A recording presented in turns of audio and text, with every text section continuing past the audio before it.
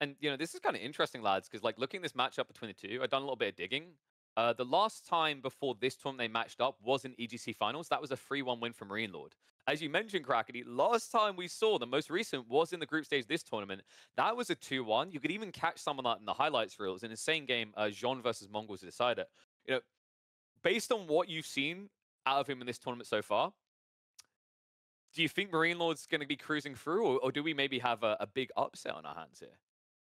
I think Marine Lord's strength lies in his tactics as well. Like, he is very, very solid. His game sense is probably by far the best game sense in the game out of all players, I would personally say. So longer sets, a best of 7 definitely would suit him more. Like, sure, in a best of 3, in a best of 5, it could happen that maybe you're getting caught off guard. You could have 1 or 2 bad drafts. But overall, in the best of 7, you have much more a lot more games. So in a best of 7, I would say Marino probably has to be favored just based on his overall performance.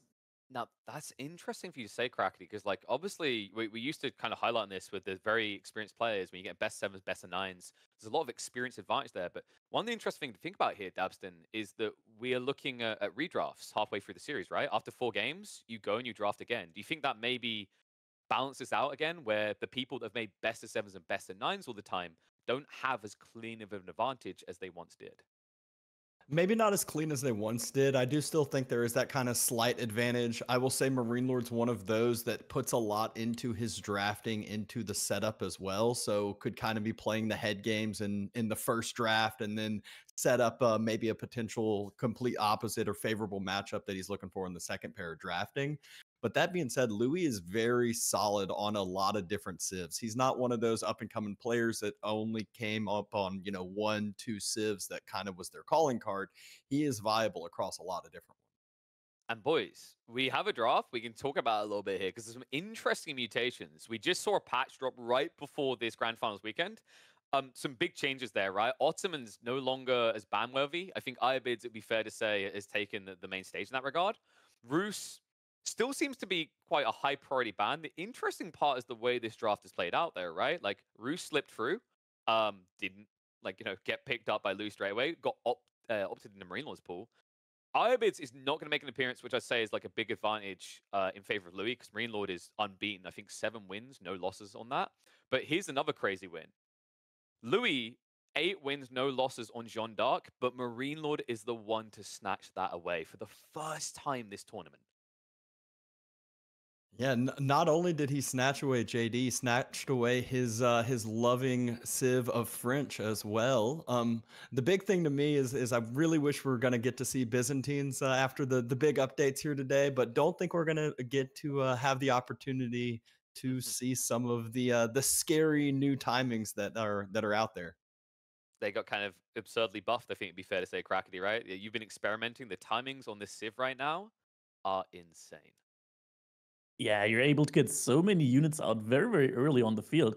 Not just normal units, but really, really strong units as well. So you get the Hippodromes, you get Special Horsemen, and then by 4 minute and 10 to 13 seconds, you can have your Longbowmen in the queue. You're getting a batch of 5 Longbows out. There aren't a lot of civilizations that can handle that at the moment. So yeah, it makes sense seeing Byzantines banned from both players here. An interesting thing, you mentioned the Lombos, right? English, it keeps sneaking through, right? Obviously, towards the tail end here. Hasn't been performing well, actually. By far the worst performing Civ in this tournament, Dabston. I think it was a 27 or 28% win rate overall. By far the most underwhelming. Even Abbas is doing better. Do you think Marine Lord can do something miraculous with this Civ, or does it just feel like a throwaway at the end that you need to fill in your roster with? I mean, not only does it feel like a throwaway at the end, I also feel like sometimes it's just that civilization that, yeah, it might not have the best win record, but it's sometimes just frustrating to play against. Maybe it's just that getting in your opponent's head. It's very, very annoying. They can either, wall up and do the 3 TC White Tower, always have, a couple longbows in your backline in the wood line, and really just kind of sticking together. But you mentioned another civilization there, Abbasid, that might not have had the best win rate, but it had some updates that tweaked some timings as well in the most recent patch, and that's one of the ones I'm really excited to see. Marine Lord always has been one of the better Abbasid players. And this is kind of interesting to think about. Actually, is like when we look at the draft, Crackety, Is it me or does it feel like Marine Lord won the opening phase? But it seems like Louis got some good nabs back later on, right? Like I'm thinking Mongols. I think he's also the best pulling Japanese player of the remaining players. Order of the Dragon has some interesting curveballs. And I think Louis is one of the few players to actually grab a win with them. Yeah, I think probably the most important picks for him here are, first of all, Ottomans. Having a really, really strong opener civilization here on Gorge. Then Delhi, also a civilization that Louis is just very, very proficient with. And overall, I would say Delhi, in many matchups, very, very fearful. Like, it is very frightening having to play against Ghazi Raiders that can just swarm your base really early on and potentially just run through your base if you don't respect them enough, making spearmen. Other than that, Malians also, I feel like Malians have kind of struggled a little bit so far in this tournament. So every time so far that I've seen them, it felt like, okay, they made units, they're still getting overrun. So it has to be, like, Louis will have to be careful here and just make the right amount of units. I think that's probably something that a lot of players have struggled here so far with. But yeah, overall, really solid for him. I think it's really cool as well to see Marine Lord's draft, which, like you said, English earlier might be a little bit weaker. French as well in there. Abbasid, he's actually starting with Abbasid. But yeah, as mentioned, it's been buffed, and Abbasid, it's one of Marine Lord's main civs, I would actually say. And it's interesting to think about, lads, because we're a few seconds away. Kind of quick thought on this, right? What we've been seeing with those buffs, Abbasid's looking a little bit firmer at the early phase of the game.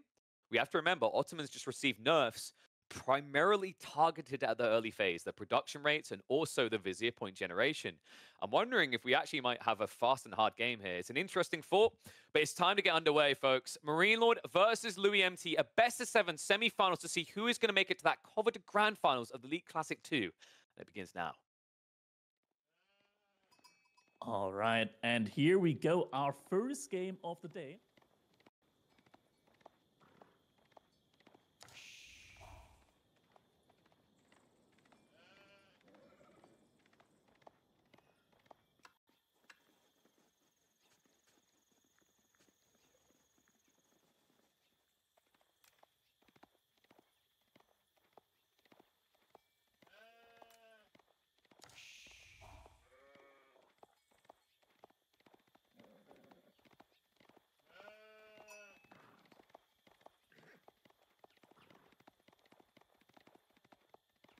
Good. Hello.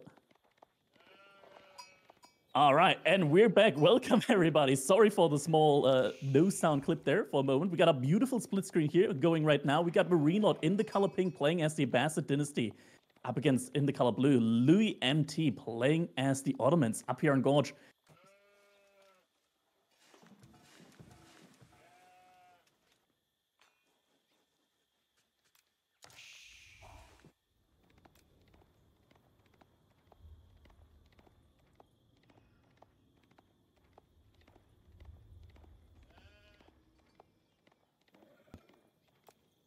All right.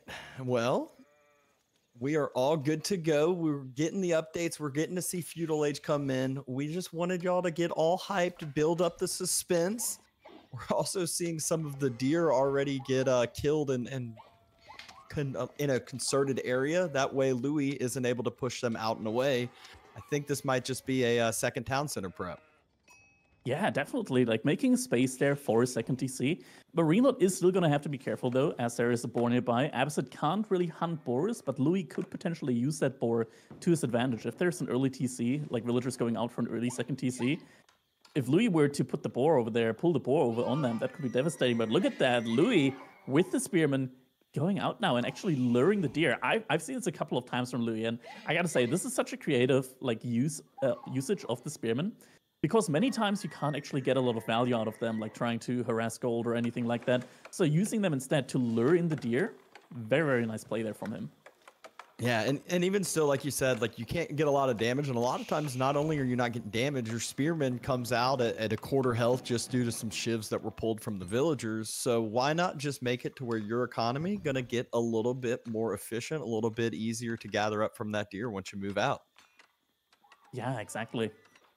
Both players now aging up. Military wing coming in nice and early here from Marine Lord on the other hand side. Twin minaret dress for Louis.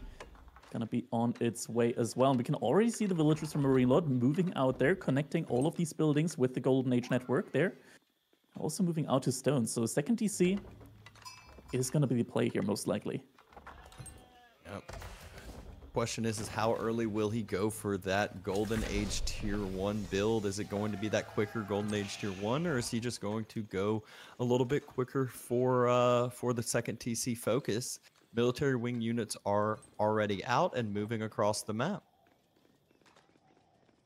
Getting 2 spearmen and 2 archers out, potentially Marine Lord might be able to stop the spearmen from luring in the deer. If he's able to kill them now, these deer eventually they're going to run all the way back to their starting position. Marine Lord. First things first is he'll head over to that gold, probably deny some of those villagers from gathering on up. But Louis looks like he's at least got enough for wheelbarrow or double broadaxe potentially off this. Nope, not quite wheelbarrow, but we'll have enough for at least double broadaxe if he wants it. Right, Spears are still trying to lure in the deer. One has been killed a little bit early, but it looks like Louis is going to be able to at least get the majority of the deer under his TC. Archery range being dropped as well. Byzantine military focus starting to get online, not Byzantine, Ottoman military focus starting to get online, which Ottoman is all about. They are that civilization that all of a sudden you blink and they got, 50 units coming across the map getting ready to end the game. Yeah, 3 archers immediately in queue, so Louis will have something to at least get Marine Lord out of his base for now. Might be able to actually take down that mining camp there if Marine Lord commits to it. Doesn't commit, he's going to pull the units away. It's now getting very, very close to having enough resource in the bank in order to drop that secondary TC. And look at that, Louis now reacting as well, pulling a lot of villagers over to stone. Most likely we'll see a secondary TC play from him coming out here as well.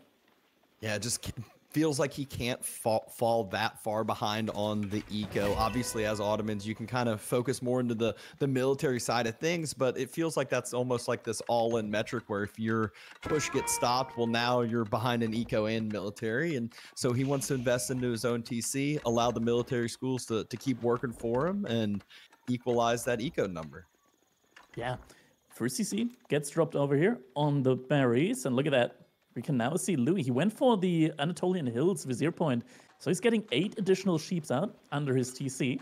It's going to help him a lot here. 8 additional sheep. That's 2,000 food that he's got additionally under his TC. Very safe and sound there. Yeah, Gorge is one of those maps that food is a main focus. A lot of your secondary food is quite far out and about, which is one where Marine Lord went ahead and dropped his TC on the berries, has some nice safe deer behind that, and we saw where his other deer pack was on the very, very edge of the map, just like Louis. Yeah, all the deer still in a very nice position, so Marine Lord could always go for those as well.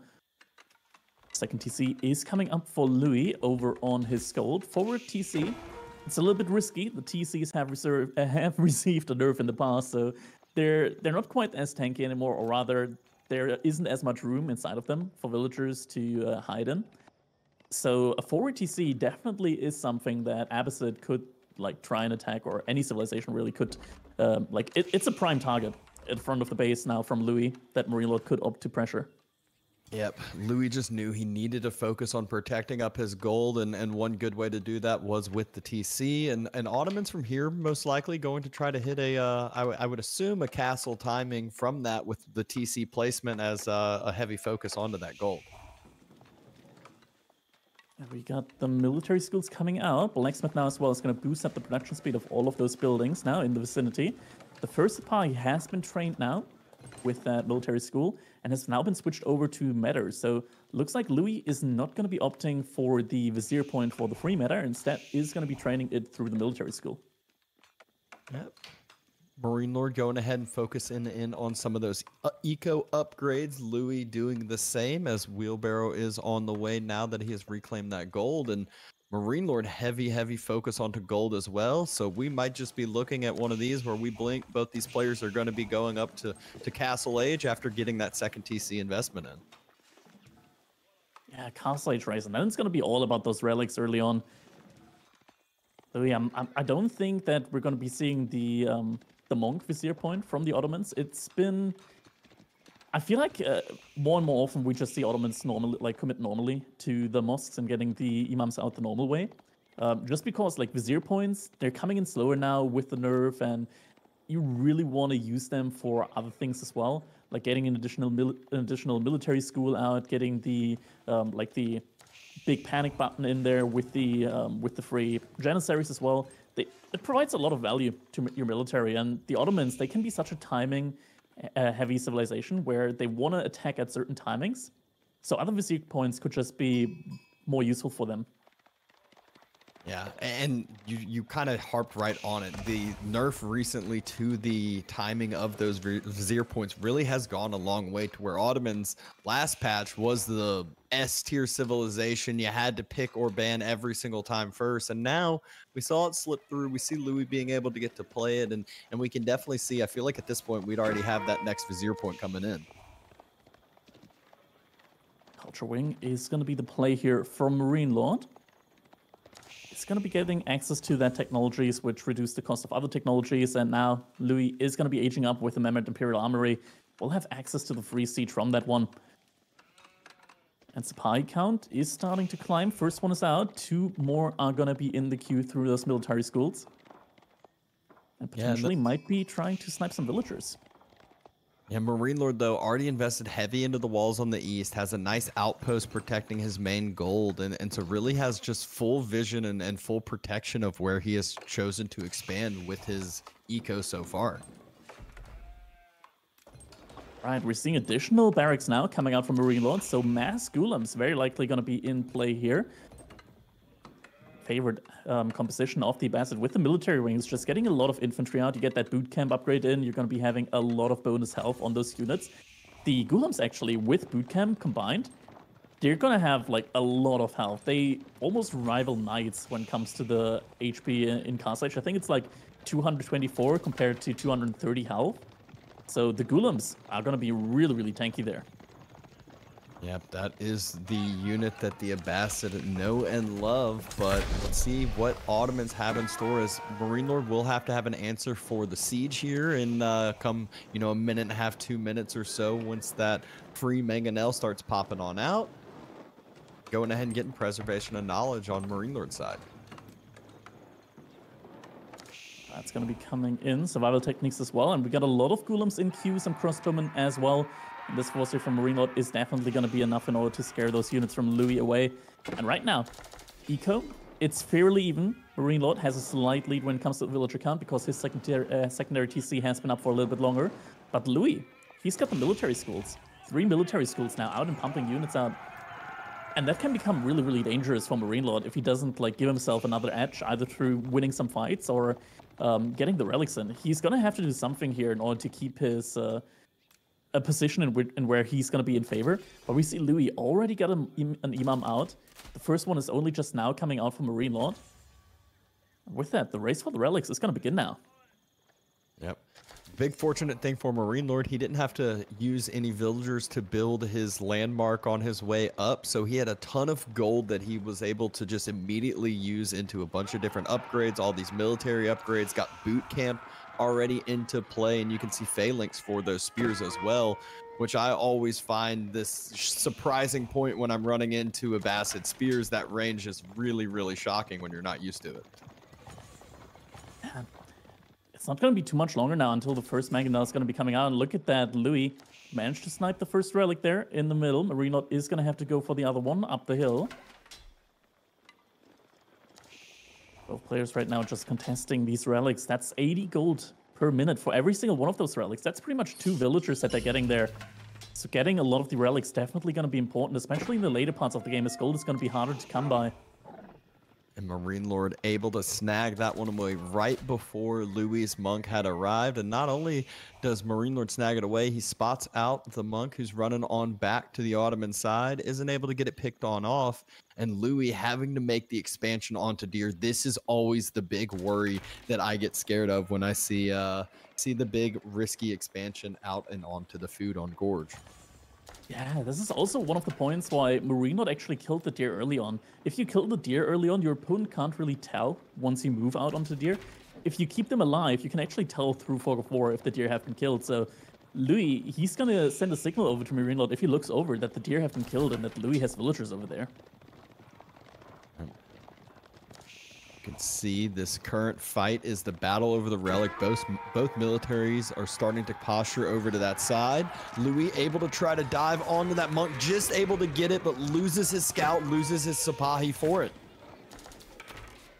Louis is going to pull the rest of his military. That's not going to be enough in order to secure the relic. So this one very likely is going to go over to Marine Lord, and we can see Marine Lord splitting a couple of golems over on the left-hand side. Might be looking for villagers out there. Is going to miss out on the villagers on the deer, though, but might path around there later on. For now, looks like he just wants to go over to the berries. And some walls now also coming out from Louis from the looks of it. Yeah, both players right now just securing their side of the map with some palisade walls. Yeah, and this kind of gets to that extension into Gorge where sometimes we'll see the game get decided a little bit earlier on when some of these resources start to get risky, when you start to expand that eco into vulnerable spots. But both these players investing for the long haul, hopefully don't end up getting to a point where trade needs to be invested into, because there is currently still a ton of gold on the map, but military's starting to build up into those higher numbers, both population counts in the triple digits.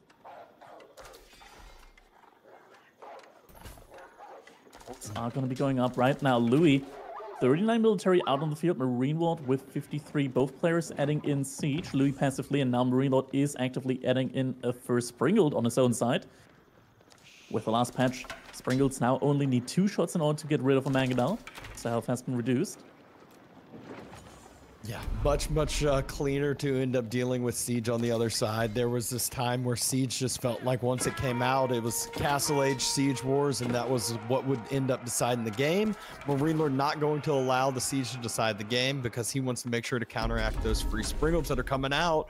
Ghulam Raid, though, able to take the first villager kill of the game, distracts Louis from the front end. Mangonel gets taken out for free. Army was sitting there stagnant, and Marine Lord closed the gap and is getting a lot of destroyed value here. Louis has a Sipahi on the backside there. Tried to get a raid in on Marine Lord's side. Might actually loop around with them once again, but that's not enough to really take a fight here. Another Springald is going to be coming out now. One Springald still remaining. But the Mangonel might actually be able to get a shot out there. It's going to have to be careful. Cancels the Springald. Decides to move back, but circled around. The crossbow is able to take down the Springald there. Janissaries have come out now as well. But still, the army mass looks to be in favor of Marine Lord here. He has bootcamp. He has the upgrades on his archers as well. These aren't your average archers. They shoot a lot faster than normal archers. That's a lot of DPS coming out from them. Golems at the front side as well. Very tanky unit, especially against a unit like the Janissary, which doesn't get bonus damage, but just relies on his heavy base damage. Having a lot of bonus health really helps the Golems there. Yeah, trade ended up being okay in the long run for Louis, although it started out very on favor to Marine Lord's side, able to pick up that free Mangonel, able to get some free army picks, but overall, back to posturing, back to either side of the field, and Marine Lord investing into his own Mangonel now. Yeah, and we gotta look at the gold situation, or rather the passive gold situation right now. For Marine Lord, he's got 3 relics. But Louis got 2 sacred sites, so overall right now, the income very heavily in favor of Louis, passively at least. So he's getting a lot of gold passively. And that's going to be really nice for Ottomans, because they really want to make a lot of these Janissaries as well. It's a very nice unit. They attack really fast with the Matter. And you're basically covering the gold cost of 2 of those per minute for free with those 2 sacred sites. Yep. Exactly. Sacred sites just can kind of compound with those relics, since Marine Lord is the one that is up on the relic count over. Right, Sipahi Spearman. Get it off. Doesn't want to dive into that next Spearman mass, as the 4 isn't a big deal, but then we see another 5 or 6 Sipahi run right into a bigger Spearman mass, and this is what I was talking about with Phalanx. Sometimes you're surprised with how far that range may be. Double the range on the Spearmen. At the same time, army from Marine Lord is going to rush towards the middle as walls are going up. We got 2 Mangonels over there from Louis. We can see right there 2 Springalds over on the side from Marine Lord. Has enough to one-shot these Mangonels, but it's going to have to be really careful about how he takes these fights there. His army is a little split off, and the army value isn't quite there when you compare it between the 2 Janissaries. They just provide so much army value. No matter though, so army isn't getting boosted. Sipahi dive onto the Siege. All of the siege is getting sniped in an instant here from Marine Lord. I don't think he can stick around for much longer here. He has to retreat now. A perfect dive from Louis' army on the backside. Sipahi were able to just somehow sneak through right past that wall, right past all the military units of Marine Lord, and take out the siege. So now Marine Lord falling back, trying to rush down some Springolds, and needs to get those finished fast before the Mangonels and more Sipahi arrive. Yeah, you have to be super careful of Ottomans now at this stage of the game. It's that death ball of mass Janissaries, which is going to be super tight to clean up. Granted, Marine Lord, with the Abbot, he has the tools for it for sure. Like, Janissaries take bonus damage from ranged units.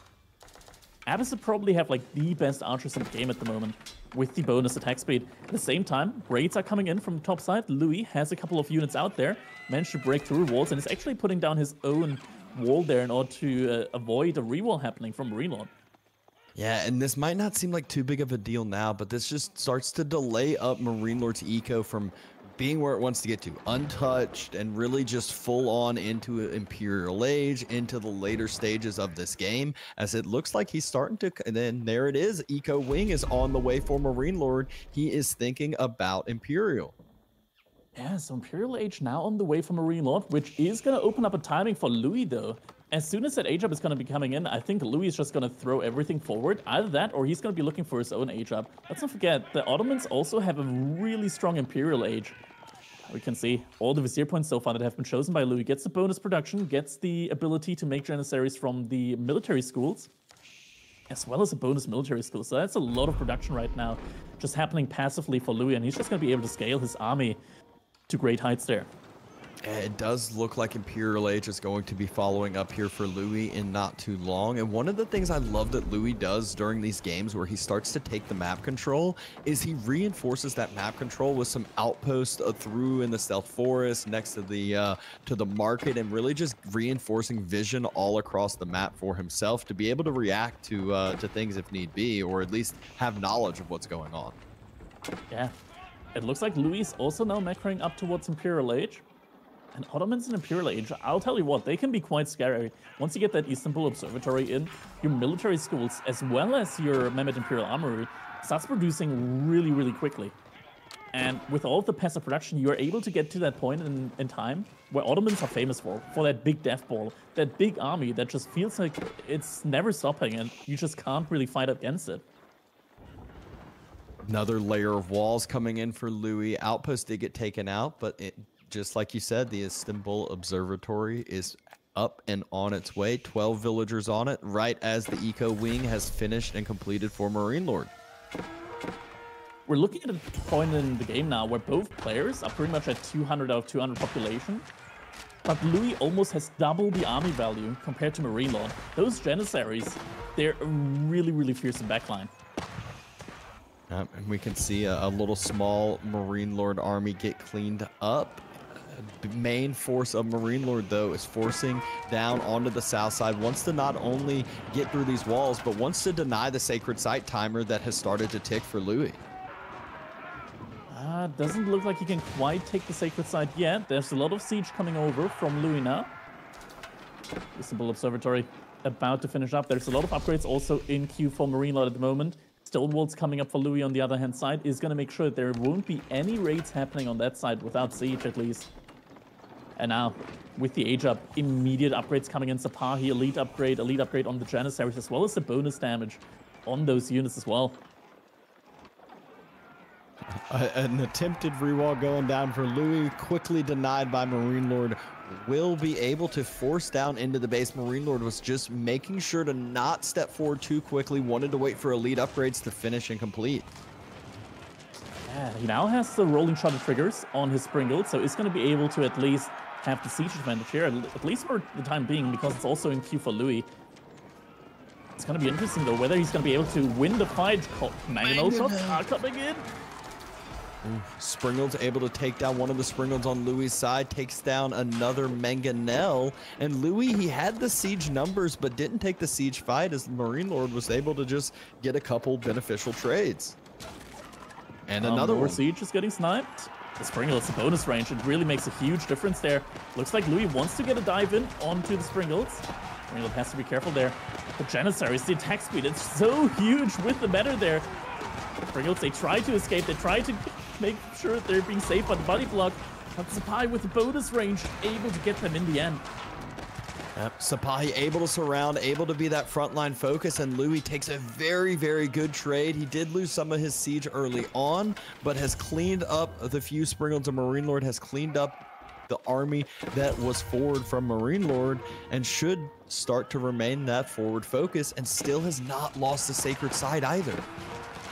We're also getting the trade vizier point in here, as Observer is pointing out, so could be that we're going to be seeing a lot of traders coming out from Louis now, and he's going to be getting a lot of bonus income from them. Marine Lord starting to get the upgrades from his eco wing, so farm transition will very likely soon follow for him. Yeah, I know a significant amount of farms have already come down for both sides, but we are getting to that point where there's not too much food left on the map. Looks like Marine Lord is constantly trying to split his armies into these different spots, into the sacred sites to deny him up and maybe take down some of Louis' army, but Louis just jumps on top of his walls with those crossbows and gets a good Sapahi raid on the other side where Marine Lord trying to gather up a bunch of gold. Sapai, in the end, they're not going to be able to do a lot versus the keep, and the villagers should be safe inside of it. It's going to at least cause a little bit of idle time. Marine Lord still has a good economic advantage right now, 13 villagers ahead. The issue is, though, that I don't really see a way right now for Marine Lord to take any of these fights. He has a lot of spearmen out. Spearmen, sure, they don't take bonus damage from the Janissaries, but Janissaries just still absolutely destroy any unit out on the field.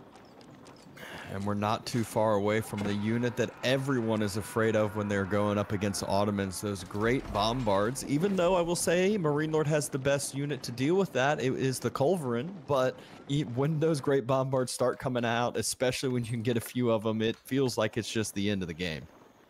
Yeah. The Great Bombard is going to be coming out very soon. More stone walls are going to be coming up for Louis here in the meantime.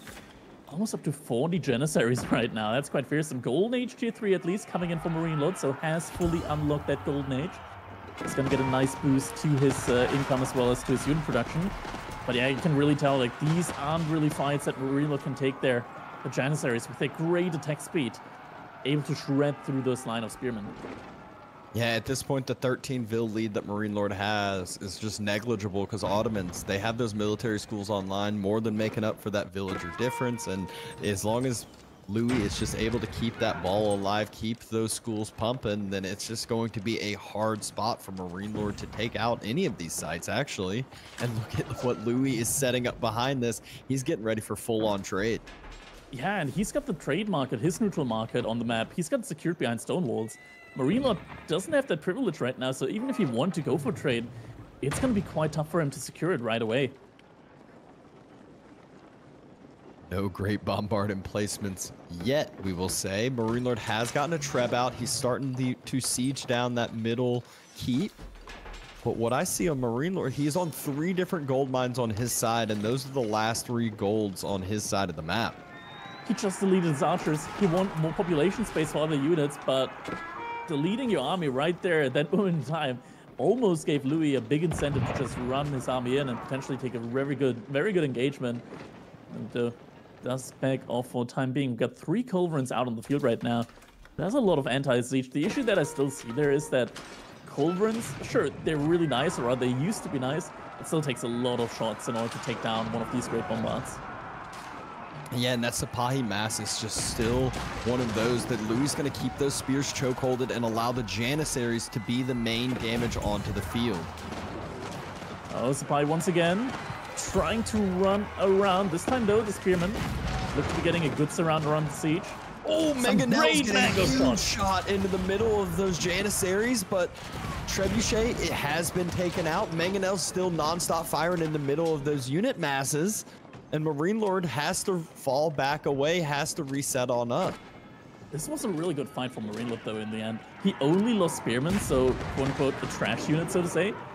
Something that he can really easily afford at the time being, and now he's got the bombard as well. So he's going to have a way to punch through those walls. First great bombard has now come out for Louis. Springles are going to move forward. Culverins are going to be there to meet them. Not quite able to one-shot the Springles anymore. One of the Culverins is able to get killed, but not at a no cost over there as Louis loses all the Springalds that he had up and forward next to that keep.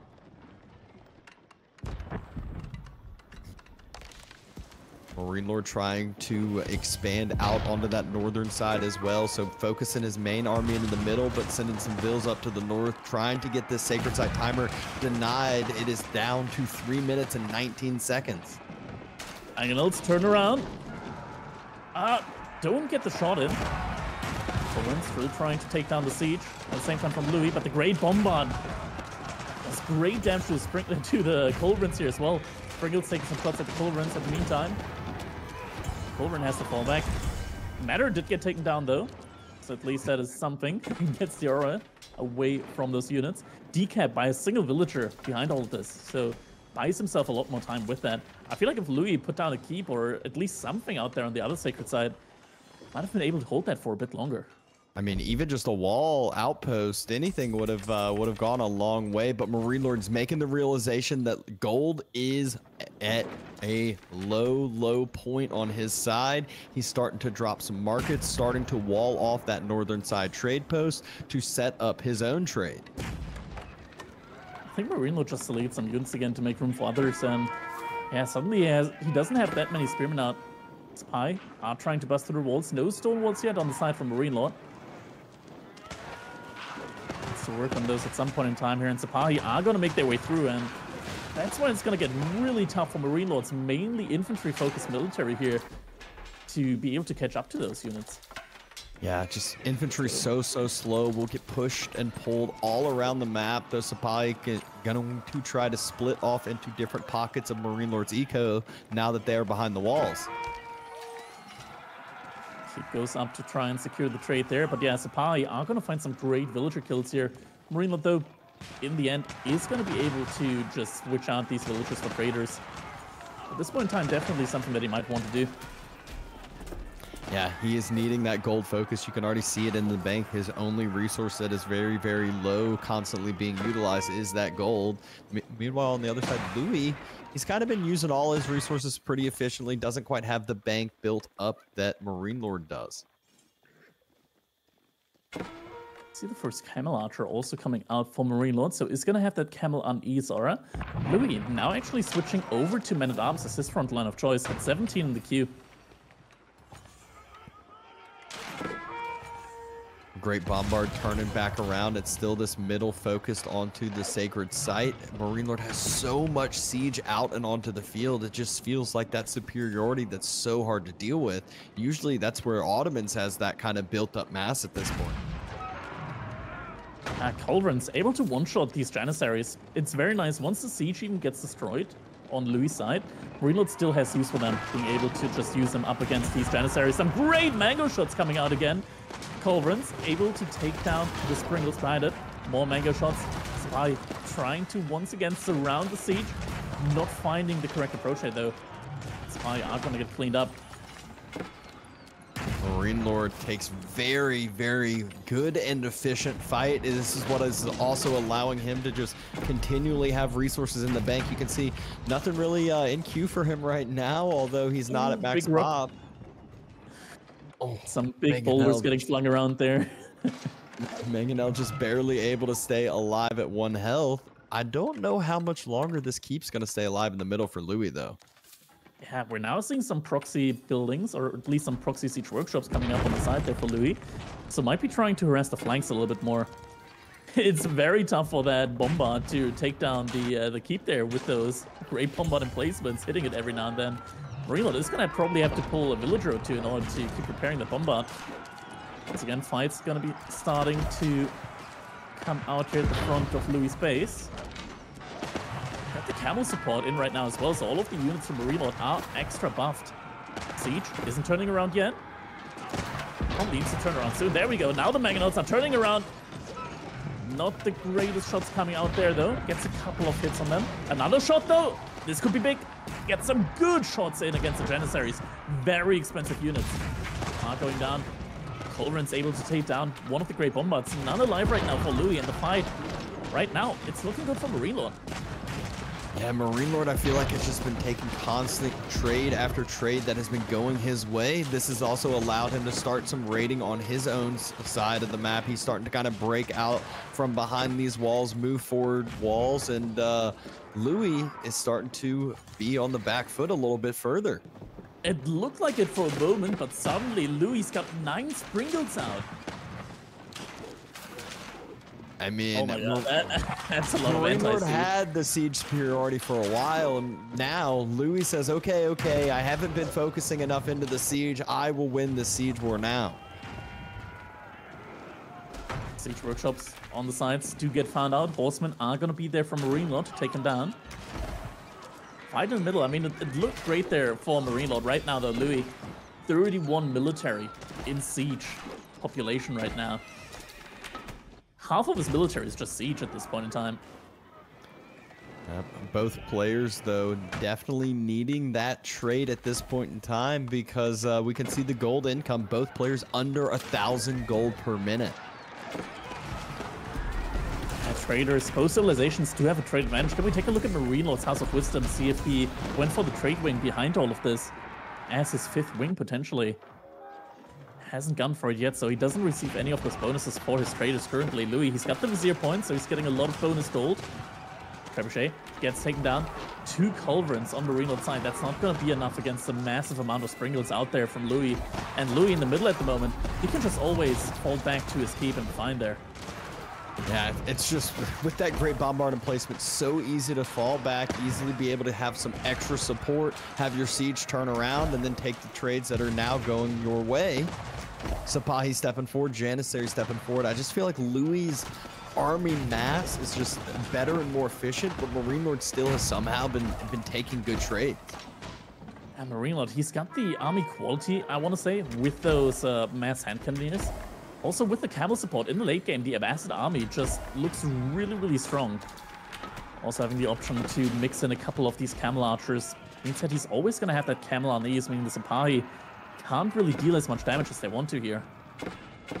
Sipahi do look like they're trying to circle, trying to head north towards the trade route that Marine Lord has started, and at the same time, Louis' main force has reclaimed the middle sacred site. He's dropping outposts on it. He is starting to head towards Marine Lord's base. Yeah, get some outposts up as well. 2 great bombards now on the front side. These are like very, very high-range mangonels, and look at that. The Sprinkles taking down the Culverins there. It's just not enough Culverins on to do anything against those there, and the clumped up units from Marine Lord fall to those bombards. Well, they were falling to the bombards. Somehow, though, 20 hand cannoneers still alive and have shredded through Louis' front line. He still has some outposts. He still has some siege. Yeah, the archers, though, the hand cannoneers, they're not going to be able to take down the siege here at this point in time. Might be able to pull the hand cannoneers close enough in order to take down the Sprinkles, as those are actually able to do significant damage against them. But he's losing his main ranged army here right now. He doesn't have what he needs in order to take down the siege, and Reboldequin also coming out now from Louis there on the front side.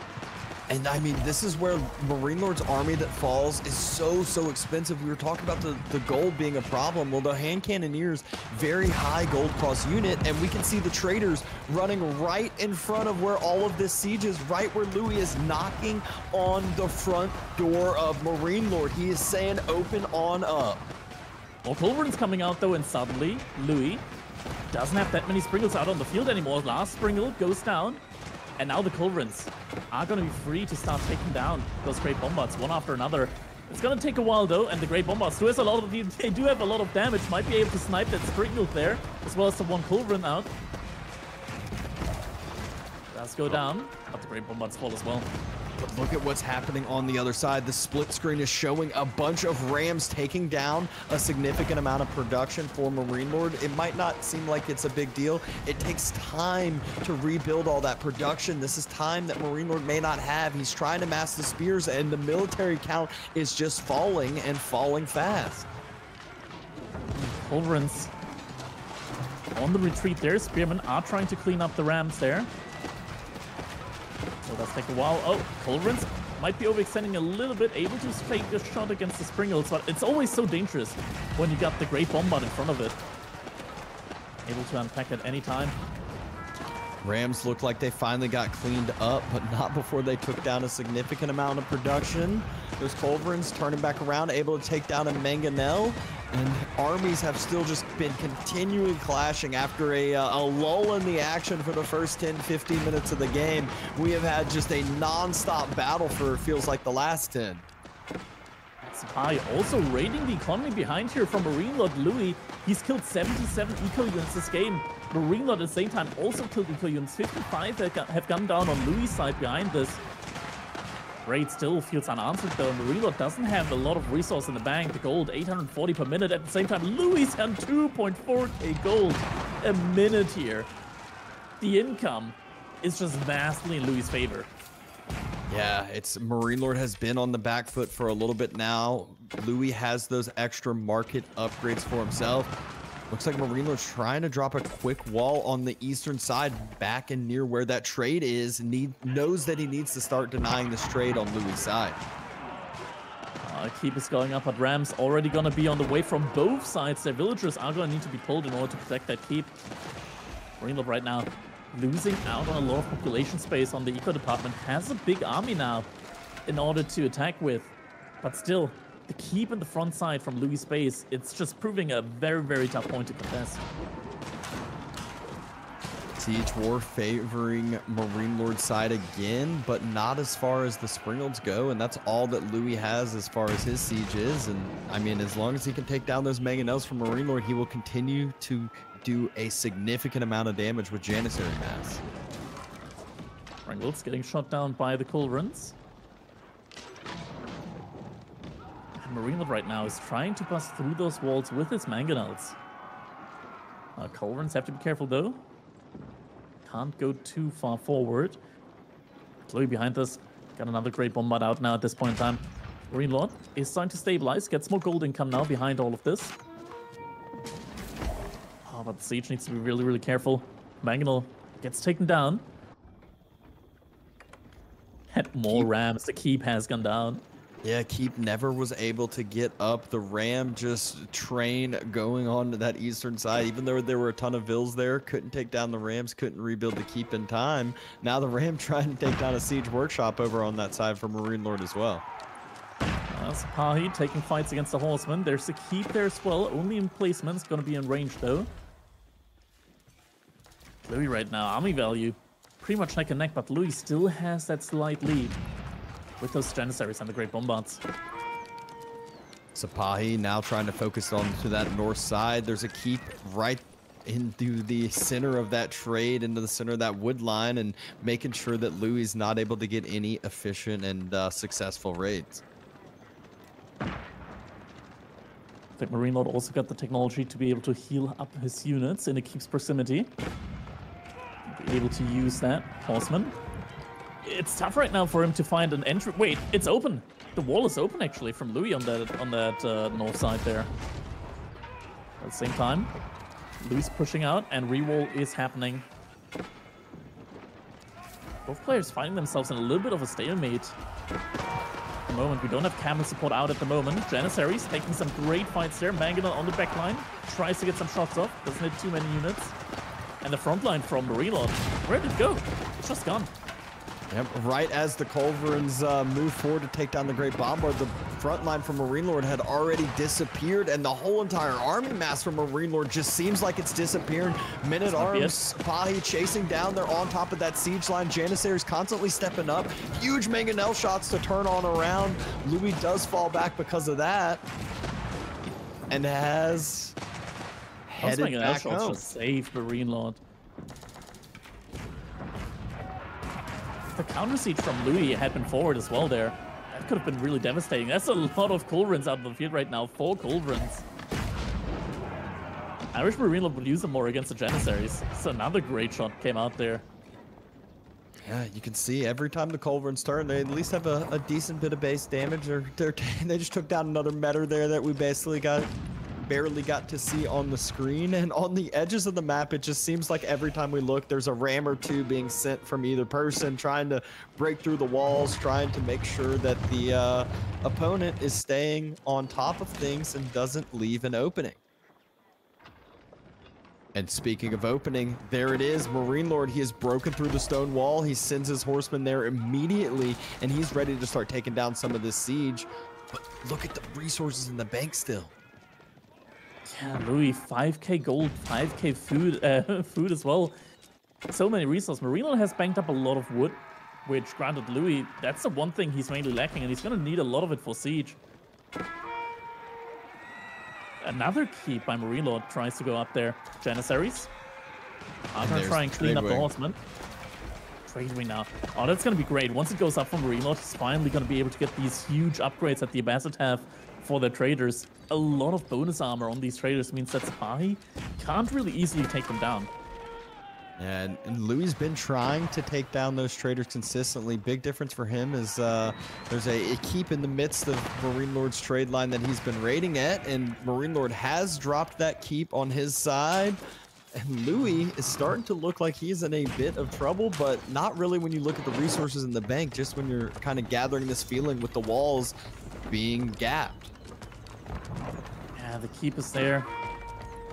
No direct answer right now, though, to those rams. And speaking of rams, not just rams over here, we got the Great Bombards as well, and they're going to unpack. And they're going to be doing a lot of damage to the keep. That's going to be keeps going down on two sides here for Marine Lord.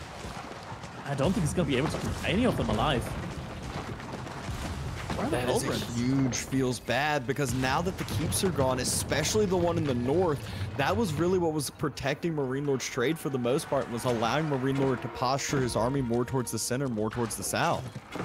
Oh, it looks like he's actually able to save that one keep. Very little health remaining on it, and a fight happening there. On the right-hand side, Culverin not going to be able to get some shots in. Mangonel do unpack onto the back line. Springel's having a tough time pathing around the wall there, actually. It was a bad fight for Louis in the end. Yeah, Marine Lord with the siege behind the walls, everything kind of just clumped up together, and Marine Lord's Mangonels able to go untouched and take down a lot of the clumped up units that Louis had. We can see in the picture is sending in more and more units onto that other keep at the top side, still getting repaired. Spearmen look to be able to at least take down the rams once again and should be able to stay up. Siege wall once again unfolding. So many Culverins. Finally gonna have enough Culverins in order to be able to one-shot some of these Great Bombards. Great Bombards though, are they gonna get good? Ooh, almost got a good shot out there.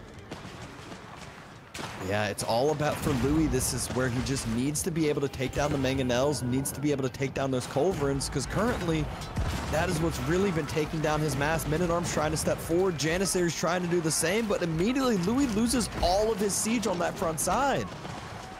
Great Bombard is gonna unpack. Any major shots, gets down a Mangonel, reduces the other to less than a quarter health.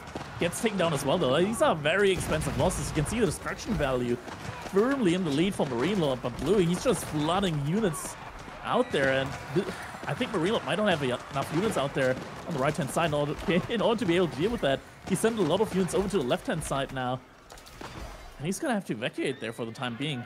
I think Marine Lord was able to take the center through this, though. Finally maybe take down the keep in the center, even.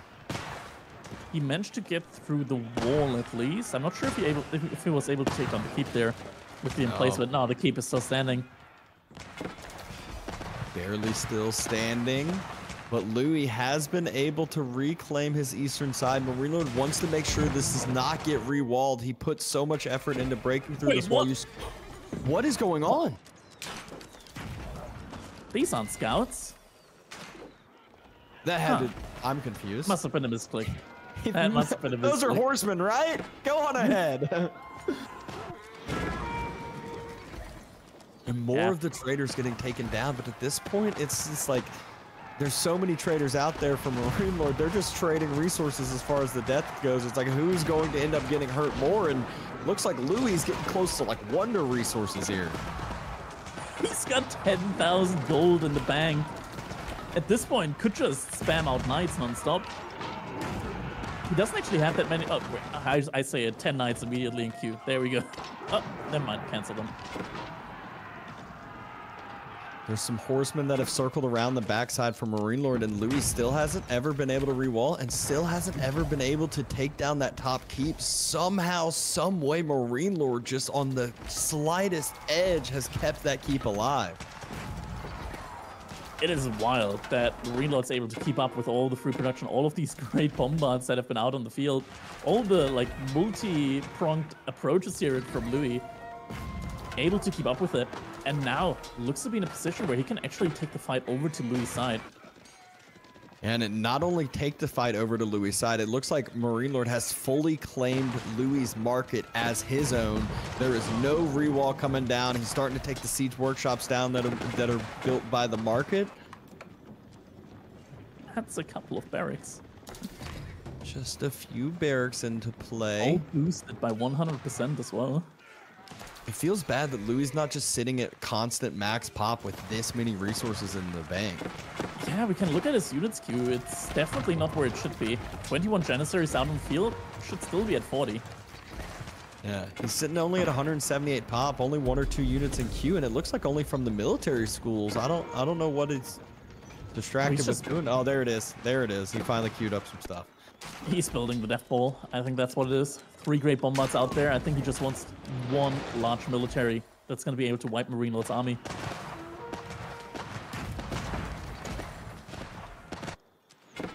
Army's still building. Looks like now Louis is going to be starting to move a little bit forward with his big army there.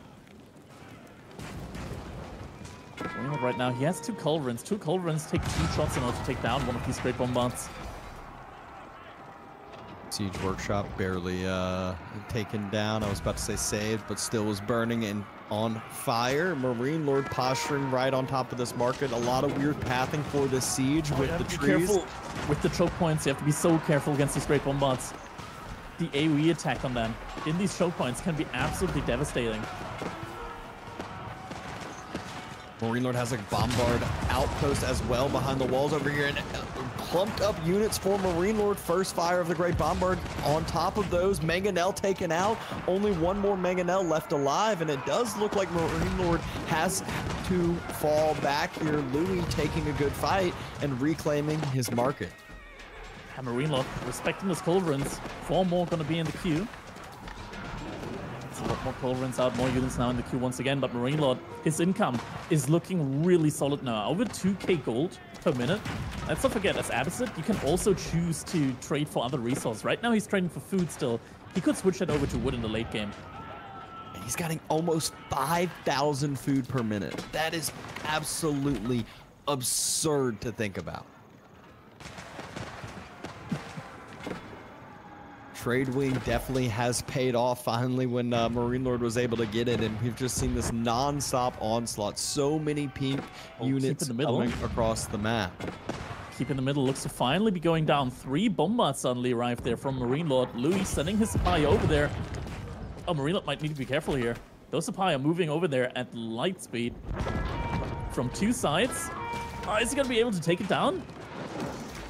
First bombard goes down. Keep is on fire. Needs just one more shot, probably. Doesn't go off, and it's getting repaired. Oh, that was an expensive loss for Marine Lord there. He put so many resources into that, into trying to take down that keep right there, but Louis still able to have it stay alive, and somehow has still been able to continue this trade, even though Marine Lord has felt like he's been sitting on top of it this whole time. More culverins are coming out. A little bit of a choke point here between the walls from Louis. He's got a cannon placement out there. Great bombards are trying to move forward. That's a lot of culverins though. First great bombard goes down immediately. Second one follows. He couldn't get through the last time. Marine Lord did such a good job body blocking the choke point, and Louis baited Marine Lord on out. He drew the ranged mass out, and the Sipahi are able to get through. They're finally on top of the culverins, but is it going to be enough to actually take down the culverins? It doesn't look like it. Men-at-Arms still there though, pushing forward. Oh, the culverins! There's so many, like 1, 2, 3 health. 1 or 2 more attacks. There we go. Only a few culverins left for Marine Lord on this front side now. Another one in queue. This has just been a non-stop crazy back and forth. Keep in the north though is finally getting taken down potentially. I don't see. Oh, no, villagers pulled. Villagers getting pulled. Marine Lord will be able to keep that alive, no problem. Or should be. It's getting close. Needs to pull some villagers to repair. It's going down. Oh, that's huge. That's huge. You can see Louis. He's immediately you're already there. Yeah. So right when Marine Lord's eco was looking very, very healthy, I mean, even with 5,000 food per minute, 4,000 food per minute, he's still been using a ton of these resources, trying to drop another keep, but there's Sipahi there. Oh, he doesn't have the armor upgrade yet on his traders. That could help him a lot. Definitely should get that. He's even getting it cheaper through the culture wing.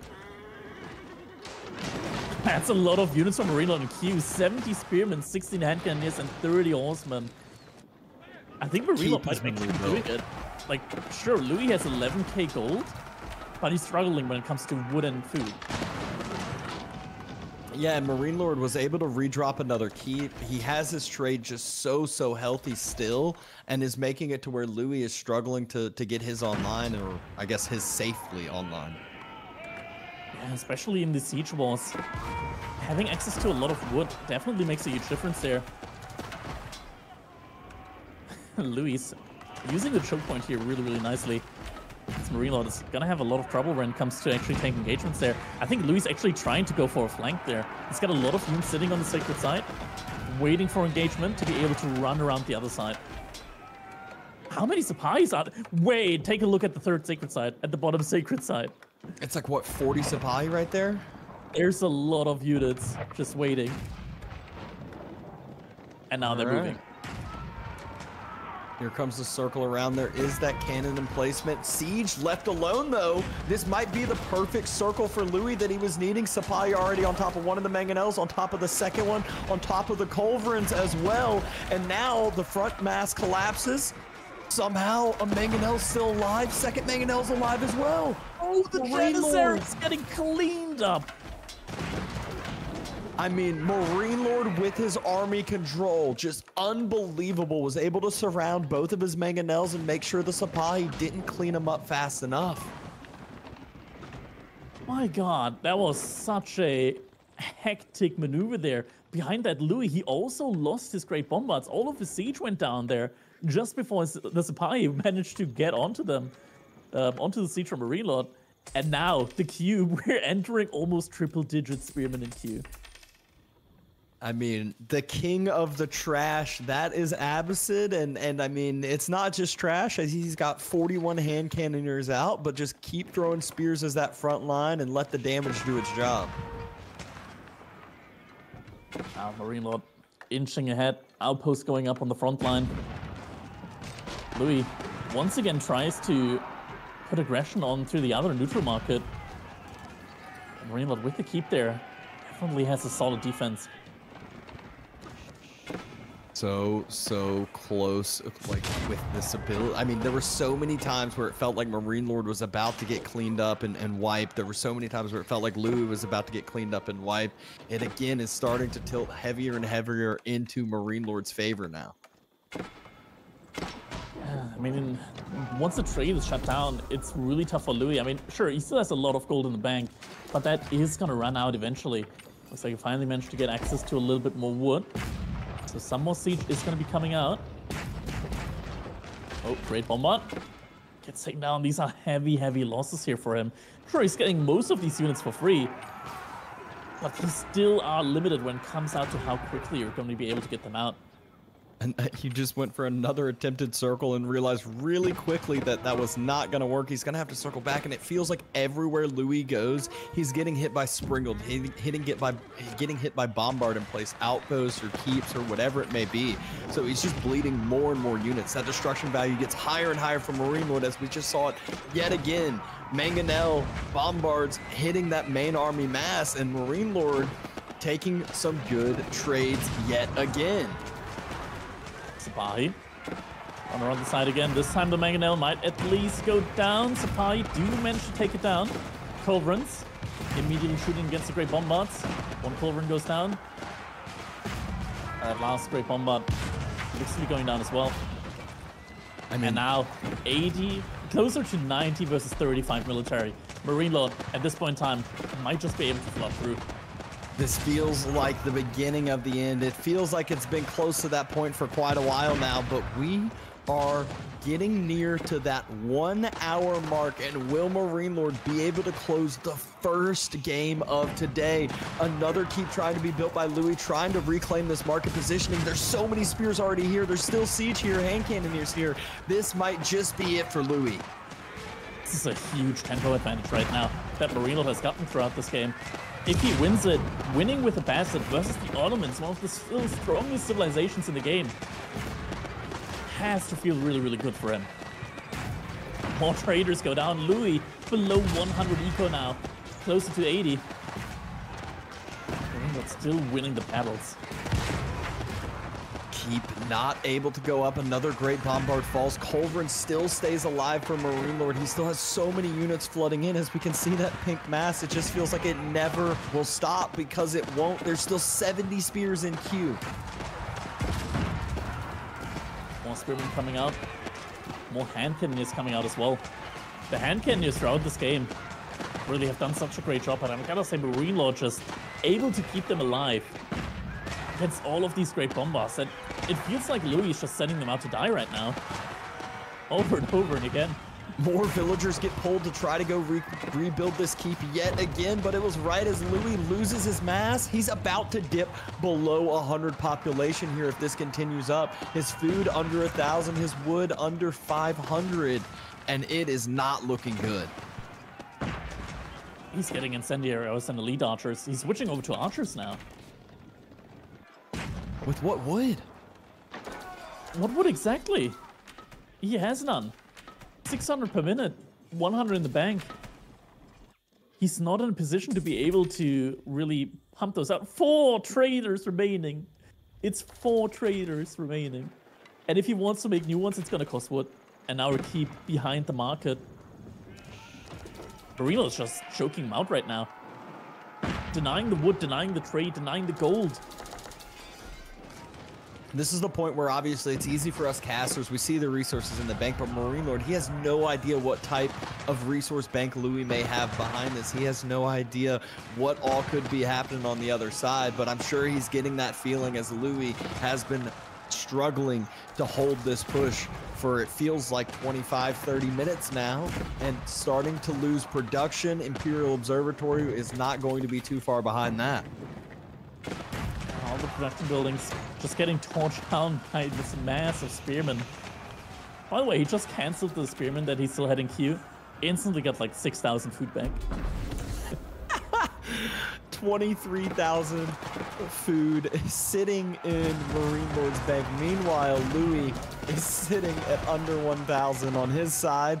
Culverin still able to stay alive. Great bombards are just constantly not able to set up, not able to shoot into Marine Lord's mass because of the siege superiority. Keep behind the market is going up. Louis, he made another keep there in the back of his base, trying to defend the last wood line that he's got remaining there. Yeah, it is, as you said, this just feels like the late beginning now of the end. Definitely should be happening very, very soon. Louis is just running out of production buildings, running out of resources. Doesn't have the resource and really to be able to maintain this army now. If he gets wiped one more time, that's gonna be it. And the final clash seems to be happening now. Marine Lord gonna start retaking all the sacred sites for himself, getting himself some extra gold trickle, getting himself that timer. Great bombards setting up. Culverins are still there. The 3 great bombards, though, it doesn't look like there's too much to stop them at this point, and Marine Lord does actually have to reset up at least for a second here. Yeah. Immediately gets another 6 Springles though out on the field. 53 hand cannoneers. I don't know about you, Dabson, but I think that's a pretty good number to have out on the field.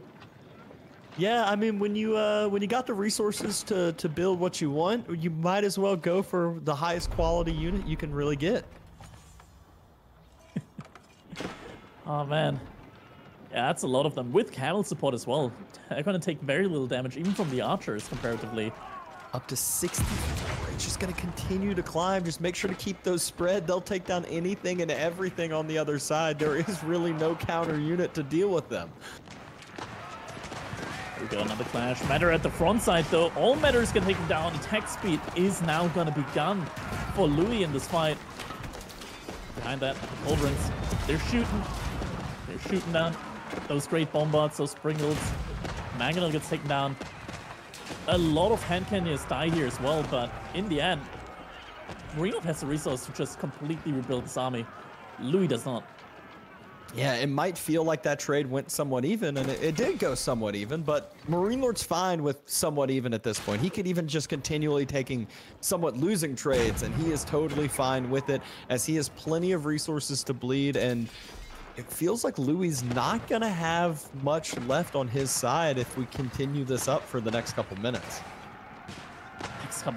If this goes on for 10 more minutes, Marino's just going to start dropping wonders here.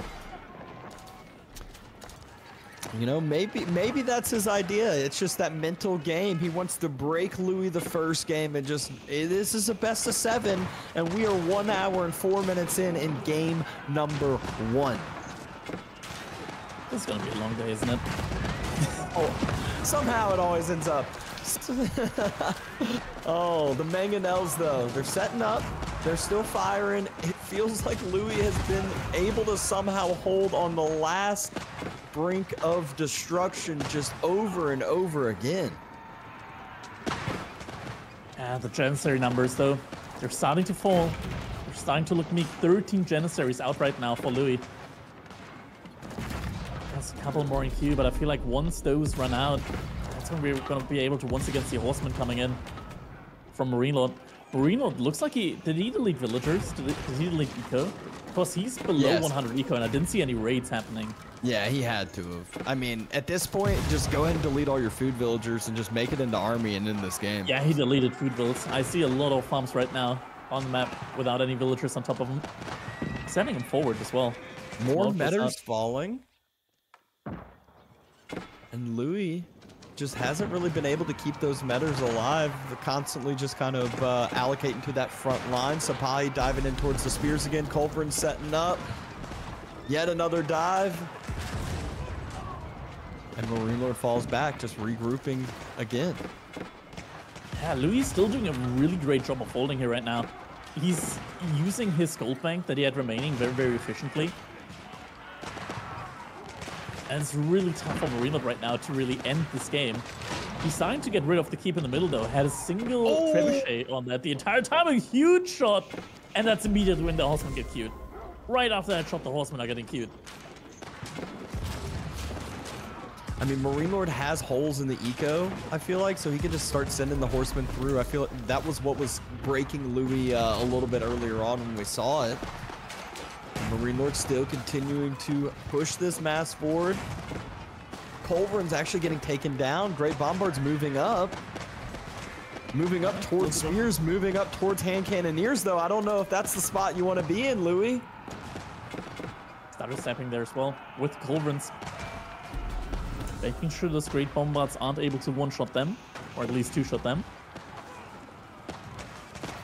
Once again, now Marine Lord in a position to start pressuring the production, and now the Horsemen are in. There's only a couple of farms remaining for Louis in the backside. The last leg that he's been standing on. And there they go. Somehow, he has been able to hold at 120 population for minutes and minutes and minutes, but the farms finally get hit. The wood line starts to be hit. The resources, the few resources that Louis has been able to keep gathering here are starting to be focused down, and the production on the front is getting taken down as well. Yeah, Culverins once again moving forward. I feel like once the Istanbul Observatory goes down, that's when suddenly your production speed drops by 40%. The production speed that's already very low. There's a military school right next to it. Once those go down, I feel like Louis really has to realize that there's no way out of this game, at least not as a victor. And now the Spearmen make their way onto that onto that very important landmark there. Yep, and I mean, there's so many spearmen here. Look at all those torches being thrown. All the production's going to be gone in just a little bit of time, but so many great bombards. That is something I will say can still win games on the brink of destruction when you have one way to come back is just that army ball sticking together and not being able to kill those great bombards.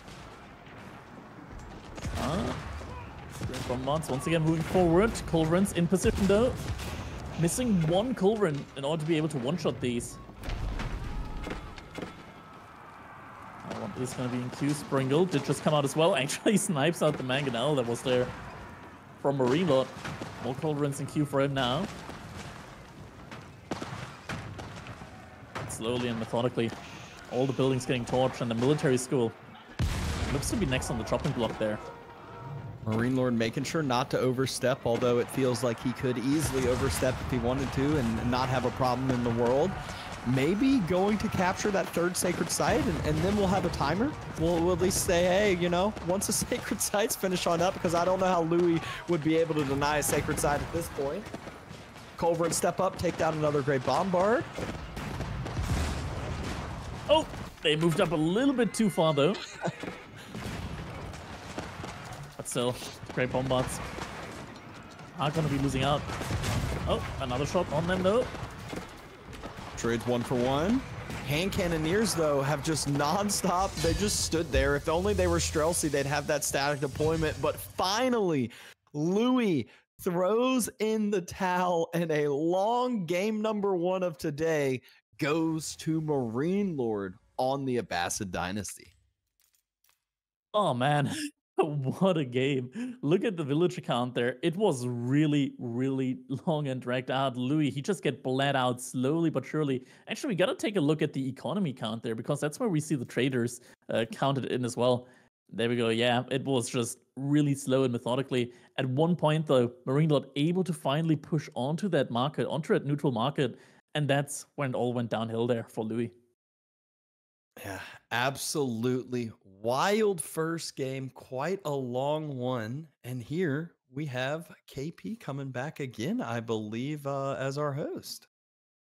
Oh, oof, boys, what an insane first game. That's right, first game, folks. This is the best of 7. There's potentially 6 more games, which by my calculations would mean that this series could actually run so deep in the night that it would be breakfast time for Louis. That's kind of wild to think about already, but you know, let's dissect this game, because that was long enough that it deserves some analysis beyond obviously the wonderful work you guys are doing in the game.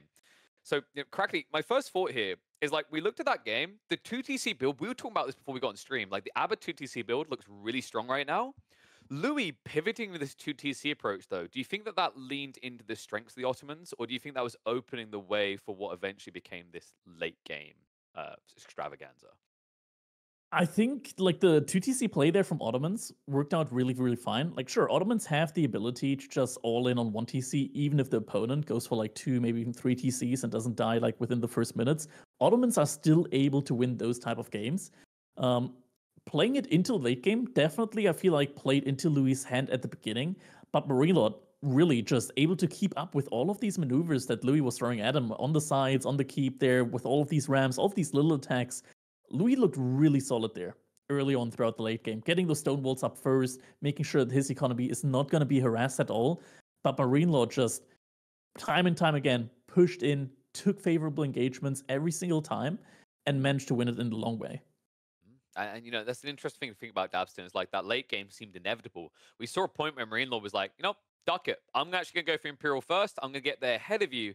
Kind of an interesting idea here, right? Because although the Ottomans could go to Imp, and we talk about how OP great bombards and all these things are, at that stage in the game, we noticed that Louis still was missing quite a few of his Vizier points, right? He didn't have everything online. So, you know, at that stage, it seems like you're playing into Otto OP late game, but we have to remember, before you even added Marlins and Ottomans to the roster, there was a fair point to be made that in the hyper late game, Abbasids were the one true king of those hour-plus long games, right?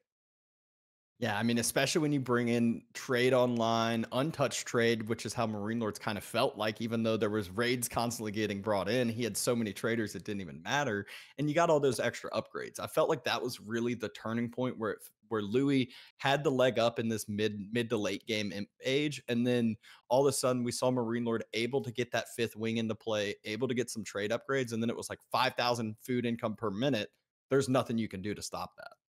Now, looking at what we've seen here, we've got to think forward, right? We always talk about how Louis' strength is the late game. I think a lot of people anticipate Marine Lord will play fast and hard. Louis will try to play for that later phase of the game where, you know, him and Beastie have been scrimming non-stop, and they have an absolutely insane amount of hour-long games where even Louis can like get his fair share of the wins, right? So what I kind of wonder here now, Crackety, is like, is this something Louis should now fear, that late game face off from Marine Lord? Or do you think this is maybe a Civ and map situation, right? Like trade obviously isn't going to be as feasible in every map. And obviously you're not always going to have a Civ with as high of a ceiling as the Abbasids. Yeah, I think this definitely could have been a blow to the game plan, or rather the game style that Louis usually plays, like getting beaten in the late game there by Marine Lord. Might be that he now pivots into more of an aggressive, like early aggression kind of build. We're seeing him here now in the next game with the Japanese against the Rus, so definitely potentially has the option to go for a lot of raids in the feudal age. On Geishas are really, really quick aggression on the potential secondary TC that very likely we'll be seeing from Marine Lord as the Rus could be coming in here. That's an interesting thought, Dabston, right? Like we've seen Japanese a lot of fast castle builds at the moment, but something we've noticed in, I think, especially the last 2 weeks of Elite Classic, we've been seeing a lot more permutations around 2TC prolonged feudal. Do you think that this is a matchup where we're going to get similar to game one, where both players just rush towards that castle timing? Or is there going to be a lot more bloodshed in the feudal age? You know, it's one of those that even I feel like when players rush castle, they're not really rushing their eco in a sense. And I feel like Louis is definitely a player that likes the second TC. Roos is a Civ that likes their second TC as well. So I could easily see this being a more of an extended feudal age, but that's also where all of a sudden when castle comes through, they're both going to be sitting on 70, 80, 90, maybe even 100 bills. And I guess another thing to think about is like when we get to that castle age timing, which we're expecting probably 2TC at least from the Roost before they go there. A lot of the things that I feel like the Roost lean into, Crackety, it's fair to say the Japanese can deal with quite well even in castle age, right? Like you're thinking things like the Knights, you're thinking the Horse Archers, which Ona Bagisha, as you mentioned earlier, are actually pretty good at chasing down. Like, does this feel like the type of matchup where Marine Lord needs damage in feudal or needs to wait to Imperial Age? I think it really very much depends on what Louis' game plan is going to be.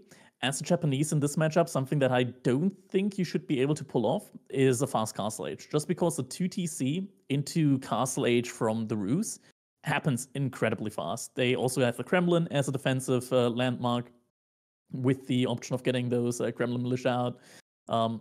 What I think would be, or rather what I want to see from Marine Lord is just play it the typical way, get the Kremlin out, 2TC, and also get some Knights out. I think something that Marine Lord could do in this situation was actually go 2TC and then still play a prolonged feudal age against the Japanese here. You get the Knights, you don't really have a reason to age up to Castle Age. And you know, kind of leaning on that, Dabston, if we see a prolonged feudal, does it feel like if we never get our feudal age, that's an edge for the Japanese here? Because something to be said for this Civ, right? Like the extra melee tech, the banner menorah when you're spamming out a lot of units, it kind of feels like Japanese have what I like to call like a feudal age plus.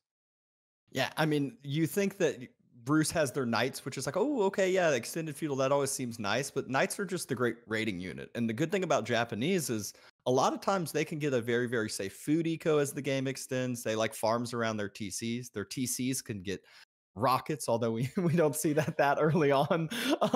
But that's just where I do think Japan kind of do have an advantage in the super extended feudal age plays.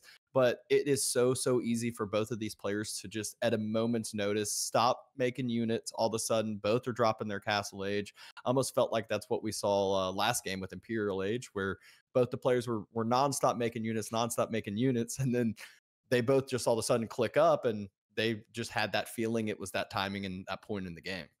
Yeah, it's kind of interesting, right? Because I feel like a lot of people have been looking away from the Abbasids. They haven't seen it looking very powerful. We mentioned Marine Lord hasn't touched them at all in this tournament.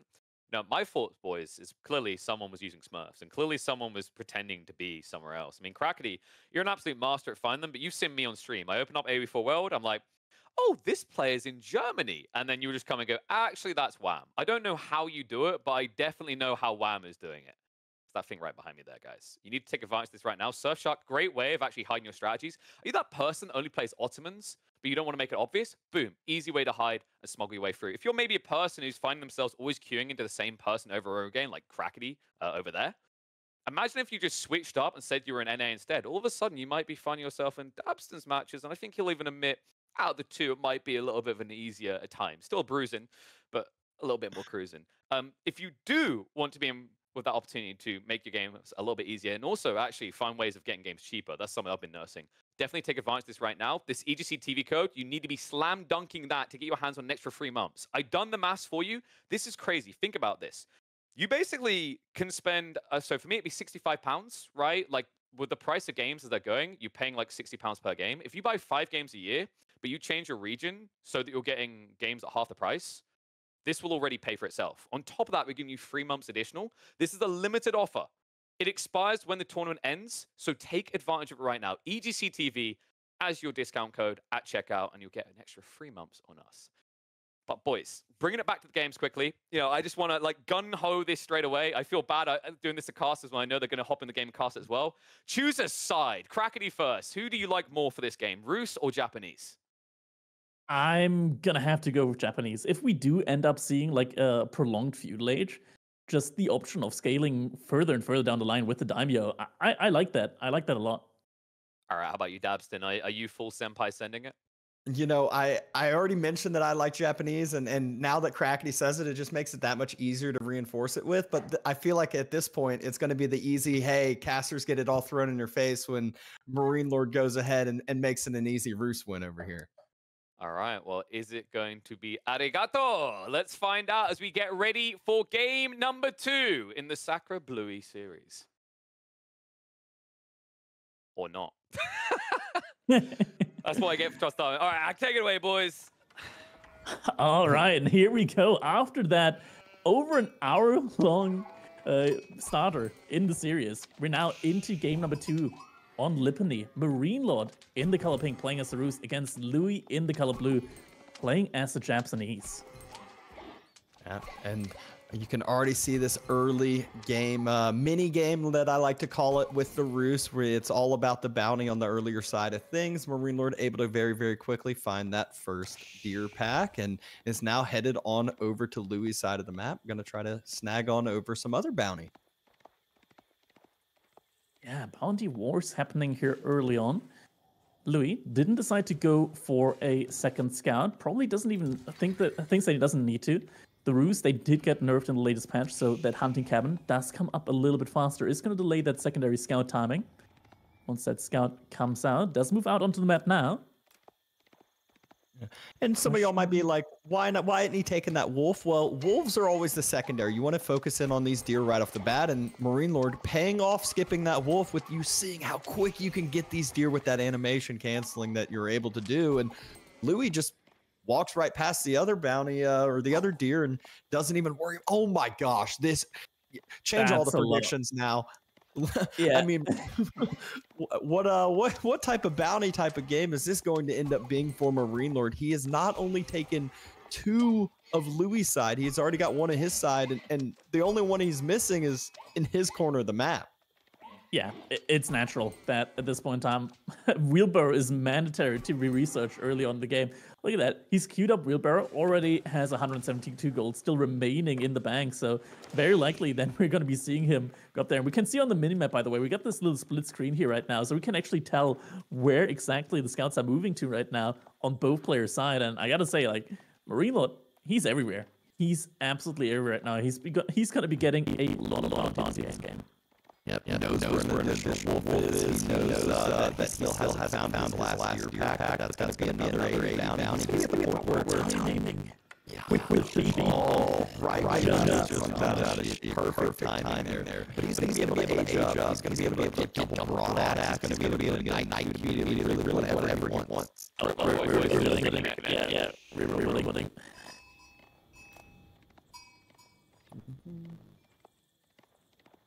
Right. Hopefully fixed. 1, 2, 3. Hello. And we are back. All right. There we go. Production reconnect. Production reconnect. And we appreciate the 20 gifted subs during our robot voicing time. The Kura storehouse is on its way up, and Marine Lord is already moving out with a little bit of that forward Kremlin on the deer. That's going to be very nice just when it comes to line of sight as well. The Kremlin automatically gets upgraded with the bonus line of sight upgrade that the Rus have access to. So that's going to provide a lot of vision here for Marine Lord in the middle of the map. I just heard another wolf get taken on up, and this is at the point now where I think we get to play the guess the boon Equity, and it's going to be a scary number that we're going to see if you're from Louis' side and a Louis fan, as you do not want to see that number anywhere above 300, and I feel like that's a guarantee above 300. I'm gonna say 345. All right, I'm gonna go with. We'll go with 320 then.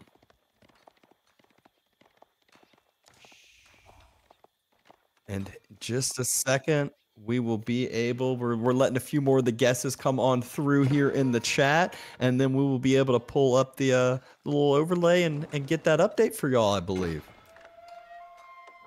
Marine Lord in the meantime. There we go, 295. Okay. Well, as we say that, he's hitting the wolf.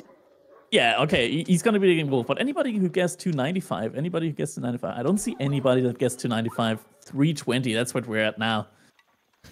Still, 320, very solid bounty. You can see he's got 160 gold in the bank before even finishing the age up. Wheelbarrow has already been finished as well. And now that the scouts have gotten all the bounty, Marine Lord's like, well, what can I do with these now? Let's go ahead and start being annoying, burning that forge on the other side, and getting all the vision that he needs from the Japanese side. It's actually so dangerous trying to get an outpost up while the scouts are harassing. Oh. Little villager path. There we go. Louis notices. Because the outpost, it's going to go up, but it's immediately going to be on fire. And behind that, Marine Lord gets the stone for a second TC. That's a lot of idle time, too. Think about it. This is one villager that's been building this whole time. It's now two others that have had to be pulled over. And as you just mentioned, Crackety, this outpost, once it finishes, it's not like it's full health. Louis is going to want to have to rebuild that to full, want to jump inside it with a few villagers to force the scouts away, all that. So a good amount of idle time here. And oh no. Louis. Louis. No. Oh, that was clutch. That was clutch. Okay. But yeah, that's a lot of value that these villagers are getting. Yeah, so if you ever wonder, should I make that third scout? Sometimes it feels bad spending that extra food, delaying your age up by a couple seconds. It's like, that is why the extra scout's worth it. It's not only the bounty, it's not only the information the scout gets, it's also what you can actually do with these scouts if you utilize them efficiently.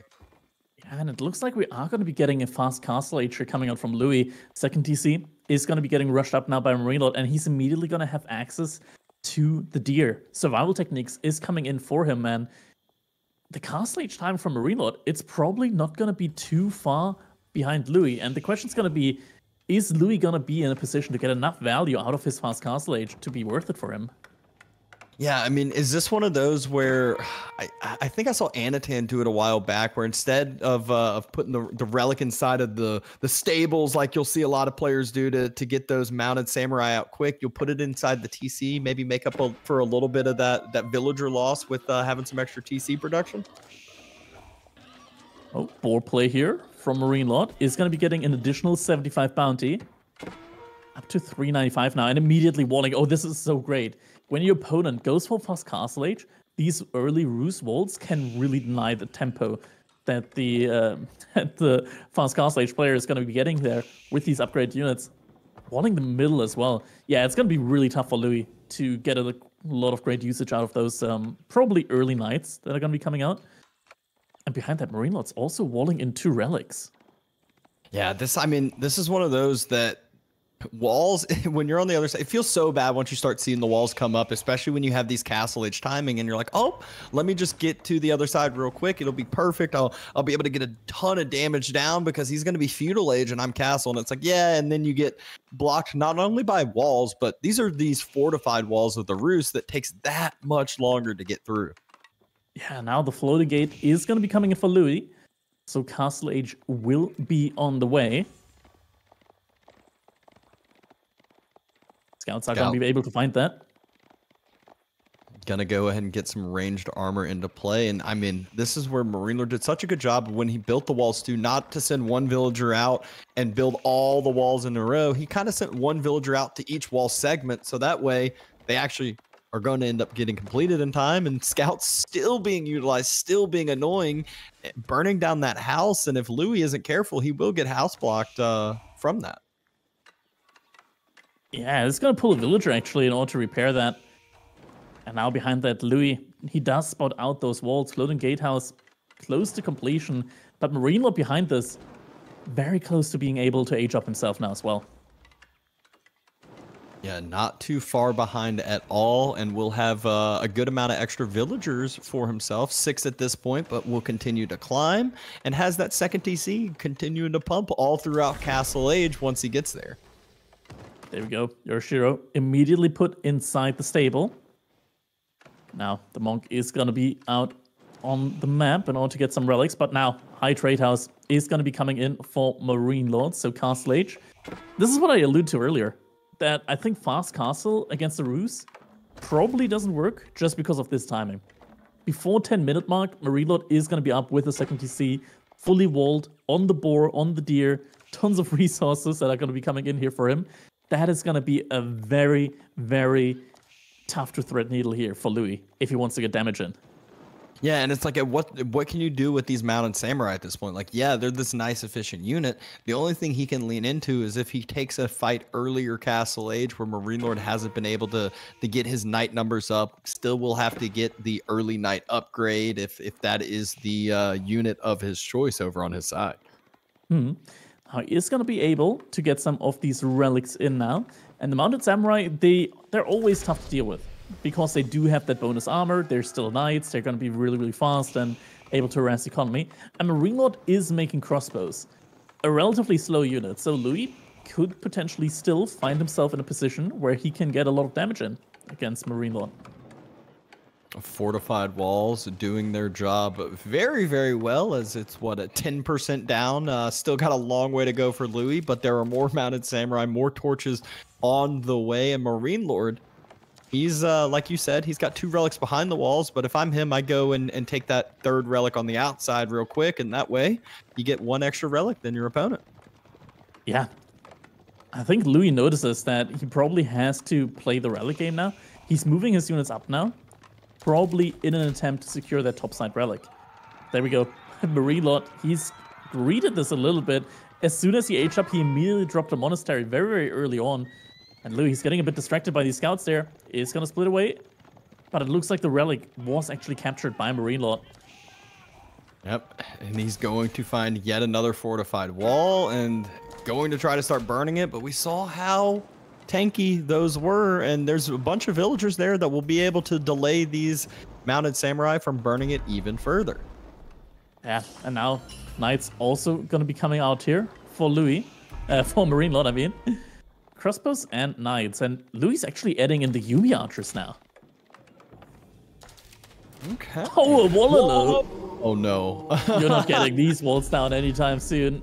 Yep, Wallaloo has a few villagers put their hammer down, just a few tips, and there all of a sudden the wall is back to full health. And again, these mounted samurais with this timing from Louis have done absolutely nothing.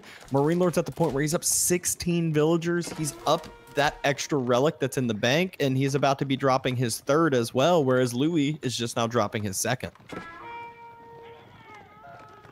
It's going to be a 3-2 relic game here for the Japanese. Louis, though, it's going to be interesting. I don't think Marine Lord is going to expect the Yumi archers to be coming in here. He's still making a lot of crossbows, like primarily. So the Yumi archers might actually be able to catch him off guard there. Yeah, this is that kind of early timing I was talking about. Marine Lord doesn't have the mass that is high enough to deal with Louis' mass that he has if Louis is able to get through and actually take the fight sooner than later. But Marine Lord, every minute, every second that this gets delayed, it just is that much stronger for him. It's another couple vills that are going to pop out, and it's that much longer that this extra villager lead is working. Oh, by 20 villagers now. Potentially, it's still going to take a while to actually get chopped through. Can we take a look at Louis' base, see where he put the second Yorishiro in? I wonder if it's going to be the TC or the Forge for bonus gold. Looks like it was in the archery range, actually. So he's only on 2 production buildings at this point in time. He's got another Yorishiro prepped to be put into a 3rd archery range, into a 2nd archery range. And he's burning down right in front of the Kremlin. He's like, at this point, Kremlin doesn't matter at all to me. He's trying to focus down where that second TC is. Marine Lord not even stepping up with those crossbows as the Yuumi archers are there ready and waiting to snipe down the other side. Gate is about to start burning. And Louis has found a hole in the wall finally at the 13.5-minute mark. Let's see if he's going to get enough damage with this push. That's a lot of knights, but the Kremlin militia has been called. Yuumi archers doing a great job here against those crossbows, but there come the militia. And Louis is going to have to retreat, and the issue is that comes with that. Once he retreats, Marino's just going to re-wall. Yep. And there we go. We can already see the villagers getting pulled over to that wood line. I believe they're also just going to step on up now and re-wall, which would allow this to, again, delay a couple more minutes on Louis' side. And this is not looking good for Louis fans. Yeah, Louis' army, though, being really quick means that he can choose where he wants to take these fights. And he'll take down the militia as well. Re-wall actually hasn't happened here so far. Every unit that goes down for Louis, it's just that much harder to replace. The re-wall does go down, but that chop through has happened, it looks like, as those trees were all the way on the ground. And it's not like the old days where you just need to chop it down. But Marine Lord's at the point, even on the military numbers, and has the value on his side as well. Oh, this is going to become huge now. If a raid happens here for Louis, yeah, I think this might be it. If a raid comes in, if he kills a lot of villagers, like, he's already behind 25 villagers. If Louis misses another 10 villagers, that's when it becomes nearly impossible. And there we go. Knights do find the villagers out on the deer. All of them are going to go down. And Louis, he sees the re-wall happened. Oh, no. No. And it is 10 villagers that are going to be going down. Every single one on the berries gets taken down. Every single villager on the gold had to pull back. And actually, the whole entire eco of Louis might as well just be going idled right now. He's jumping inside, garrisoning. The Woodvilles are having to run away. The villagers on the farms having to jump inside the storehouse. And all the timing in the world for Marine Lord. This allows him to push through on the front side. He's more than doubling the eco count of Louis now. Yeah, and the second night wave catches the Yuumi archers, doubling the eco count, even when it comes to military count, actually ahead when it comes to army value. Yeah, and I think after a very, very long and stretched out first game, the second game in the set is going to end sooner rather than later. Yeah. Mounted Samurai trying to dive on forward. They are a very, very strong unit. Should potentially be able to clean up this front side, but by the time he does that, the crossbow still firing on in, and Louis throws in the towel. Game number 2, a much quicker game number 2, goes over to Marine Lord. I feel like that was really where we saw the second TC come into play, and then right when the walls were starting to be built for Marine Lord, we kind of just called it from there. We were like, it's going to be hard for Louis to get any damage in, and that just means the 2 TC timing plays off so much better for Marine Lord. Yeah, I was kind of scared when I saw that outpost come up for Louis. I was like, okay, this is going to be a very tough game plan to execute against what Marine Lord was doing. I wasn't even like expecting walls at that point in time, but Marine Lord with those early walls made it even harder for Louis. It went into a point where, okay, this strategy is very tough to pull off, to, okay, this is pretty much near impossible. Yep. So very clean second game after the wild back and forth first game. And oh no, this is a matchup I've been excited to see after the update, because it's one that I think HRE just got that much better with this little slight thing that got mentioned, which is, hey, marching drills now is automatically already from minute 1 in the game. HRE has marching drills, which on hybrid maps makes them that much stronger. Yeah, and Mongols, not only that, but Mongols also received a slight little nerf there with the early stone gathering from their Uvu. So the spearmen early on in the Dark Age, they don't come out that quickly when it comes to double production. Yep, and so kind of this dual effect here where not only did HRE get a little bit stronger, Mongols got a little bit weaker, and so tilts the scales over to Marine Lord's side just a little bit. So we kind of talked about the Rus versus Japan matchup, and after the Castle Age choice and not investing into the second TC from Louis, it felt like Rus kind of had the leg up. And this is where from the beginning of the game we feel like HRE has the leg up, but there's a lot of different strategies. There's a lot of different ways that this game can still go from the early game, mainly the early spear micro in those trades. Exactly. And we're going to be out here on Mongolian Heights. Our first hybrid map of the day is going to be coming in here. Fishing ships are going to be very important, and Mongols, they do have that added benefit of if they do go for that Uvu, which they likely will early on, they're going to be having that like passive stone production throughout the entire early game. Meaning that once they reach feudal age, they're going to immediately have the stone to go for these dock emplacements, which pretty much completely secures you map control when it comes to water. So if Louis is able to get to that point in time while not like losing too many units early on in the Dark Age, he should be in a great position. Yeah, the hard part there is just with whenever it comes to high elo play and having extra move speed, you get to dictate the fights, or more importantly, you get to make sure you're not taking losing fights. And so that's where you're going to see Marine Lord either running away when he doesn't have the spear numbers, or chasing down Louis's mass, getting extra trades. And then from there, if Louis has to run away with his early spears, that's where typically either your gold or your Uvu is out there and vulnerable, and obviously fish as well if that's the play. But getting your Uvu or gold denied is also going to be close to a game ender, as well as it will be very easy for Marine Lord to win water at that point too. Yeah, that's going to be very important now for Louis to get another game under his belt, just because Marine Lord right now, he's already 2 points ahead on the scoreboard.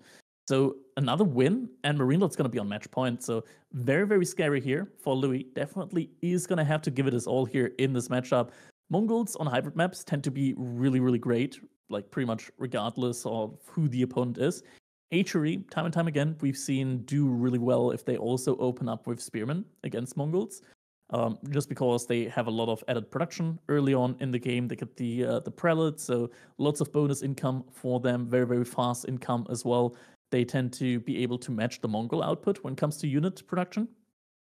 Also, they still have the prelates, so weak units they could pull back over to their base, be able to heal them up. Mongols, though, it's still Mongols at the end of the day.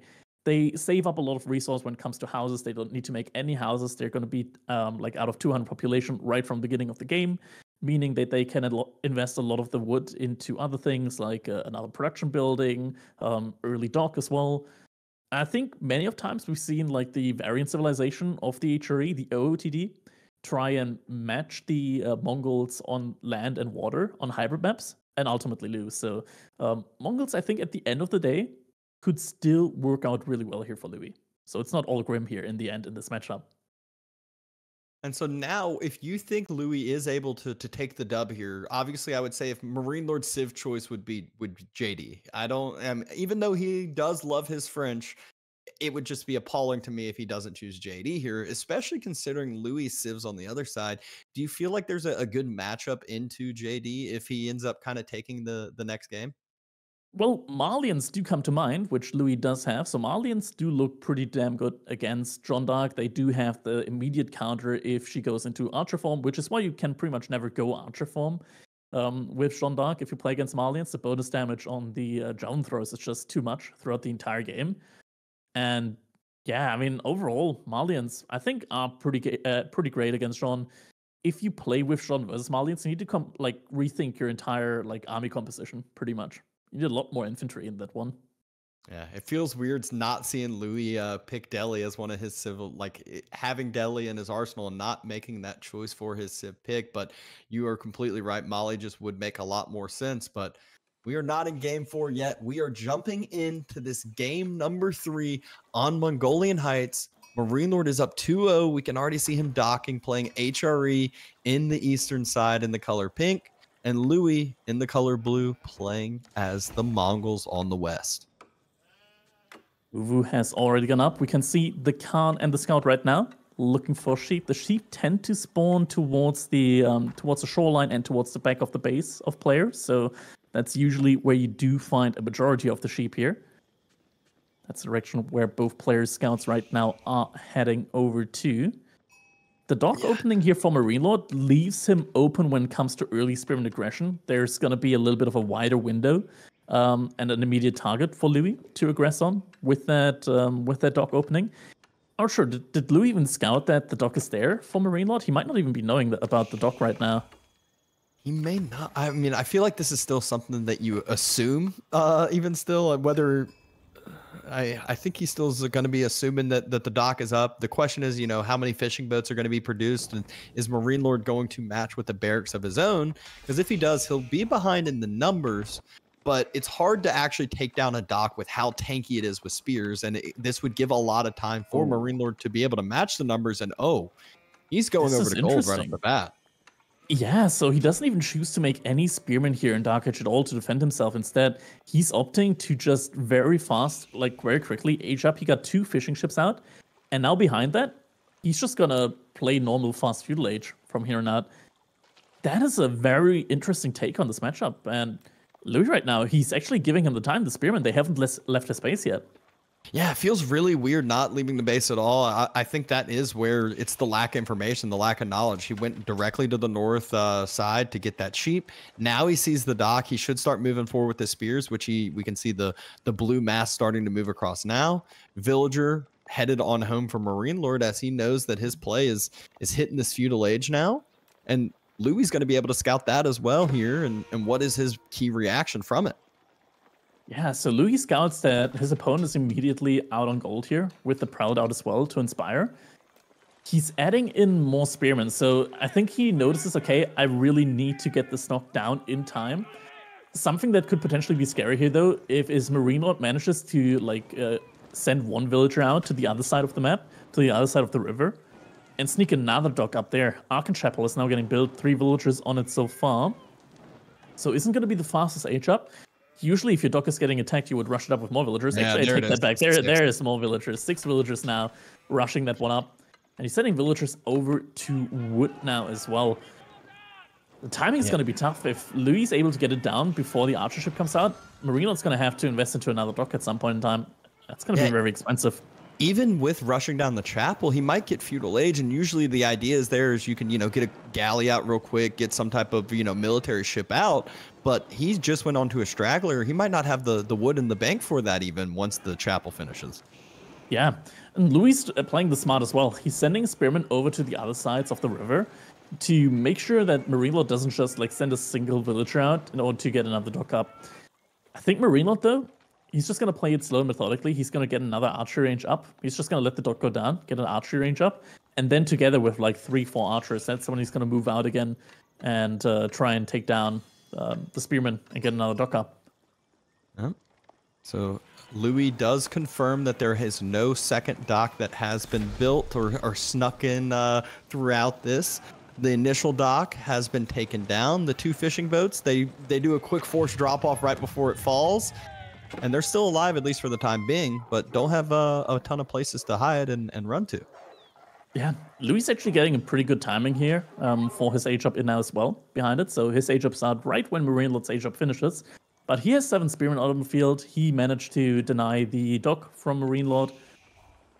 Could now look for his own dock in the transition here. If he gets an archer ship out, it's going to be very difficult. There it is. Yeah, it's going to be very difficult for Marine Lord to get another dock up once that archer ship is out. During the meantime, with those spears, Louis trying to get some of some bounty on over to the side, but archer range is already finished. Archer out for Marine Lord, and spears should be headed on home for Louis. Yeah, first couple of archers are moving out. The age up is going to be coming in very, very soon now. Look at how fast that archer is. He's just freaking sprinting across the map with those marching 1.38. It is 1.38 tiles per second movement speed, right? I think it is. Yeah, 1.38 tiles per second. So very quick, same movement speed as a palace guard would have. Yep, and Spears going to try to turn around. Move speed arrow utilized. Spears can do some damage once they close the gap, but they don't want to be running into more archers, as that is just asking for your spear mass to get cleaned up. Yeah, now with 3 archers, he's going to be able to follow them.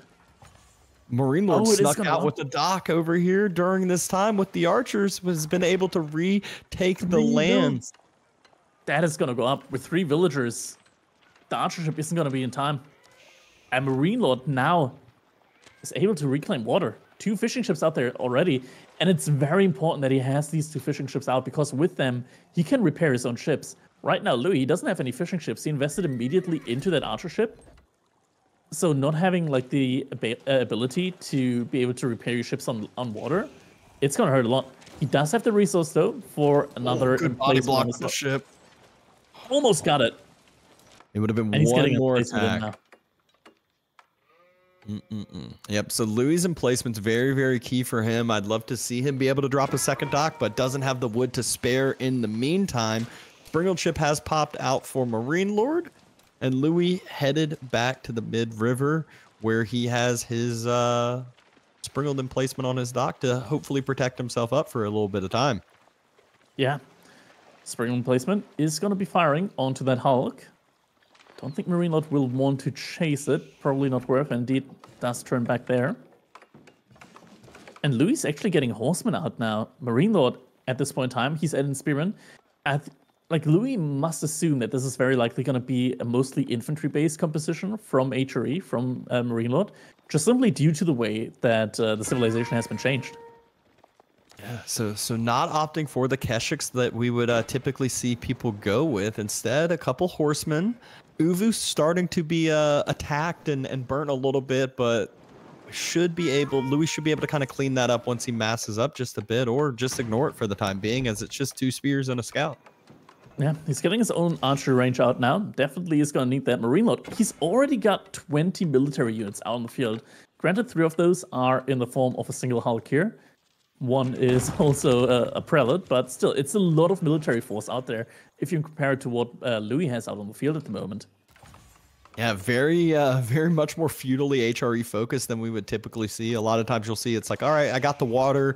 Now I just want to hit Castle Age because that's where HRE love to be. But once you have the marching drills, a spear archer composition is so hard to deal with movement speed. Yeah, these archers, they got the same movement speed as Yuumi archers right now.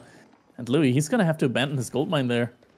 These archers, they're just able to pressure all the sides here from Louis' base right now, and that Uvu is going to go down. The Uvu is burning, about to fall. Production might be pulled back to where the TC is, just to have a little bit of extra protection there once the Uvu falls. And during this time, Louis is just trying to do some raiding with those 2 horsemen that he built. Yeah, but the economy from Marine Lord still very much centered around his main base. More units streaming across, or rather getting grouped up inside of space. Ready to be deployed at any point in time. And that also adding in more and more fishing ships as well. And Louis, he's added in the secondary dock down the line. I don't think he's added many more fishing ships at this point in time. They're pretty much even right now when it comes to the economy, when it comes to the economy numbers. The difference is, though, that Marine Lord, he's the HRE. He's getting 40% more income, or rather efficiency, around his Archon Chapel. I think Marine Lord's making sure that there isn't any fishy trading going on this north side, as I actually am surprised Louis didn't go for a little bit of trading up in the north to the short market, but that is where Marine Lord's double, triple checking that. Louis trying to get some raiding done in the meantime, and this smaller army for Marine Lord, if it does get spotted out, it could potentially get cleaned up with some of the faster moving Keshiks, horsemen, and things of that sort. Yeah, it's difficult for him to really move out here right now around the rivers, just because the upper part is completely in control of Louis. But at this point in time, at the top side, there aren't any archer ships, so Marine Lord is just able to pass freely. And Marine Lord might actually be able to tech up soon. He's banking up a lot of food right now. He's still getting the blacksmith upgrades, which makes you think, okay, maybe he's not teching up anytime soon. Maybe it's just due to all the fishing ships that he has, but definitely a lot of food in the bank gives him a lot of different opportunities here. And look at the numbers. I mean, Marine Lord's sitting at 40 military, whereas Louis at 17. And Louis, he's the one moving across the map. This does not feel good. Archers should just be cleaned up. Is there any movement speed arrow? These units are faster. Louis, he can't just run away normally. All the archers die. It's on cooldown. Oh, the archer ship maybe is the saving grace for Louis over here. Able to hit that big mass up that Marine Lord has together. The archer's focusing down on the fishing ships though, and that is not what Louis wants to see either. Is now he's losing eco. That's essentially like losing villagers. Torches starting to be thrown on that galley on the archer ship, and it's somehow staying alive through all of that. More fishing boats pulled on out to heal this up, and it's still alive. Second archer ship pops out, but Marine Lord has his own military ships come across the water now finally. So much damage here taken by Louis. He started trading now with a couple of traders, but the army count, Marine Lord, he's just blitzing through right now. Blitzing through middle. Explosive chunk, though. This could change a lot. This could change a lot. If Marine Lord doesn't pay attention for even the second here, he might lose a lot of units. Going out the wrong-ish side. Oh, he didn't even get the full connection on the Hulk. Somehow, the Hulk survives with a lot of health. Oh, and the Keshiks, they don't have the Pierce Armor upgrade. They're taking a lot of damage from these archers. Yeah, 2 volleys kills a Keshik. Never feels good with that high value unit that Louis has been making. Eco numbers are dead even. Marine Lord took great military trades right there, and it's just going to be so hard for Louis to be able to deal with this archer mass now. And behind that, Marine Lord has had a lot of wood in the bank. What did he invest that into? More fishing ships? No, farms. We're now seeing farms coming out from Marine Lord all around the Arkan Chapel. So he's going to be having a lot of very, very solid food income. Farms around the Arkan Chapel, they give you more food per minute than fish, like shoreline fish, I think. I mean, even still, this is one that over the course of the game, it never feels good when you drop farms early, except when you're HRE, it doesn't feel as bad because you're like, hey, this will end up paying off. Just give me some time. The farms, like you said, much, much better than typical farms as you have that extra gathering rate. Some trade is happening here, but Marine Lord very soon is going to be able to age up, and Regnus Cathedral is now going up for Marine Lord. Louis, I mean, as soon as that comes out, I don't even think he will have the resource to be able to go up himself behind having half the military compared to Marine Lord. Oh, Demo pops out, gets taken on out. Archer step up yet again. Archer ship steps up yet again, and Louis, he's trying to keep this dock alive. This is almost like where we felt like the sacred side in the first game, where he kept fighting, and Marine Lord finally was able to break through and finally was able to push through. But this time, Marine Lord just walks around it and says, all right, I'm going to go take the fight where I want to. Marine Lord looking to be in really good shape now. Once again, finds some military here from Louis, and Louis, he just doesn't have enough in order to really fight this right now. He's investing more and more into Feudal Age. He's got no food in the bank just as Marine Lord hits Castle Age, and he has a military advantage. Oh no, if there's a fight to take, it needs to be happening like right now before the upgrades are coming in. But as soon as the veterancy on the archer strike, I feel like Louis just doesn't have any more tools to be able to fight the army like at all. He already is struggling with that. I mean, even if he takes the fight now, I think it's a losing fight for Louis, and especially once veterancy comes through with the archers, like you said. And it just is testament to how efficient, how well Marine Lord played this earlier game with the HRE. Well, Demo is going to be in queue, but this time the units from Marine Lord don't look to be in range for it to be taken down. He's baiting them potentially. But Marine Lord isn't biting. And now Louis is taking the fight just before the upgrades are coming in. But Marine Lord, he's just running. He has some ability. He doesn't need to like take this fight. He can just run all day long. Attack speed arrow came in. Waiting. Archer upgrade just now finished on up. Spears still being that front line. The few traders that Louis made have started to be taken on down, and relics starting to be secured behind this for Marine Lord. There we go. This is going to be it. Potentially the final fight in this match should be happening around the soon. At least Marine Lord is trying to force it right there. Louis still running for it right now. One production buildings getting dropped by Marine Lord. Lots of income. Over 1,000 food per minute. He's been doubling Louis' income for a while now. I mean, this is going to be once the first couple of relics come into play. Marine Lord can just go up to Imperial Age if he wants, and Louis still going to be sitting in Feudal. He's that far ahead right now. And more archers are coming in. Louis actually is splitting off his military a little bit here. Is sending his Keshik through middle. might be able to potentially find a couple of units, at least the reinforcements from Louis. But even then, it's going to be some tough fights. And Marine Lord, he's just taking down the entire naval force from Louis with just archers. And now the all-important Doc is going to get taken down.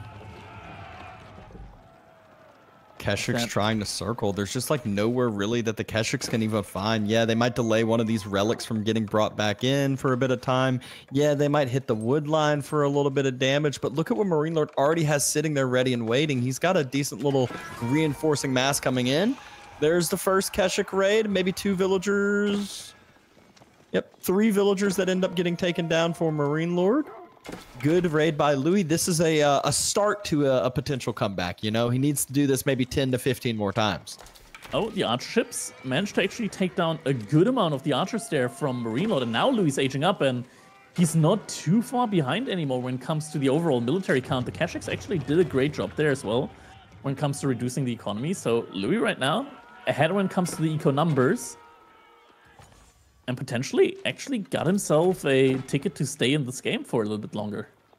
Yeah, Marine Lord's been sitting on a lot of resources. I think Marine Lord actually does want to go Imperial Age, as he's just like another 30 seconds away, and he's going to be dropping his Swabia. By the infantry. Collects their taxes there in terms of a Prelate going down. Keshik still going for some raids.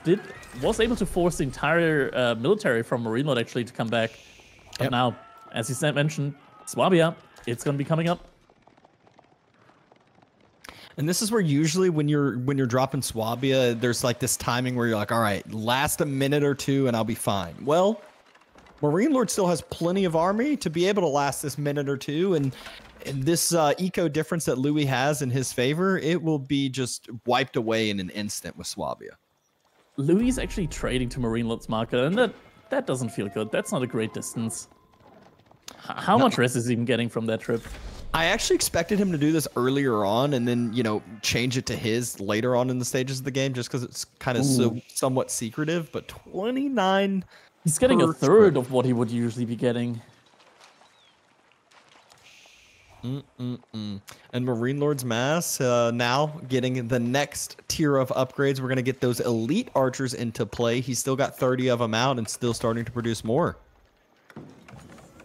That's the villager printer has gone up.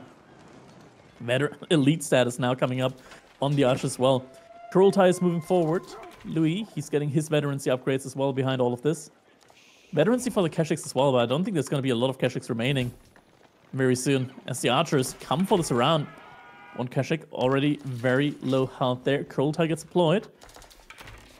Now, while the Kurultai is a little bit like a everything around me is Castle Age Plus kind of situation, Marine Lord and Imperial Age should still definitely be able to deal with that.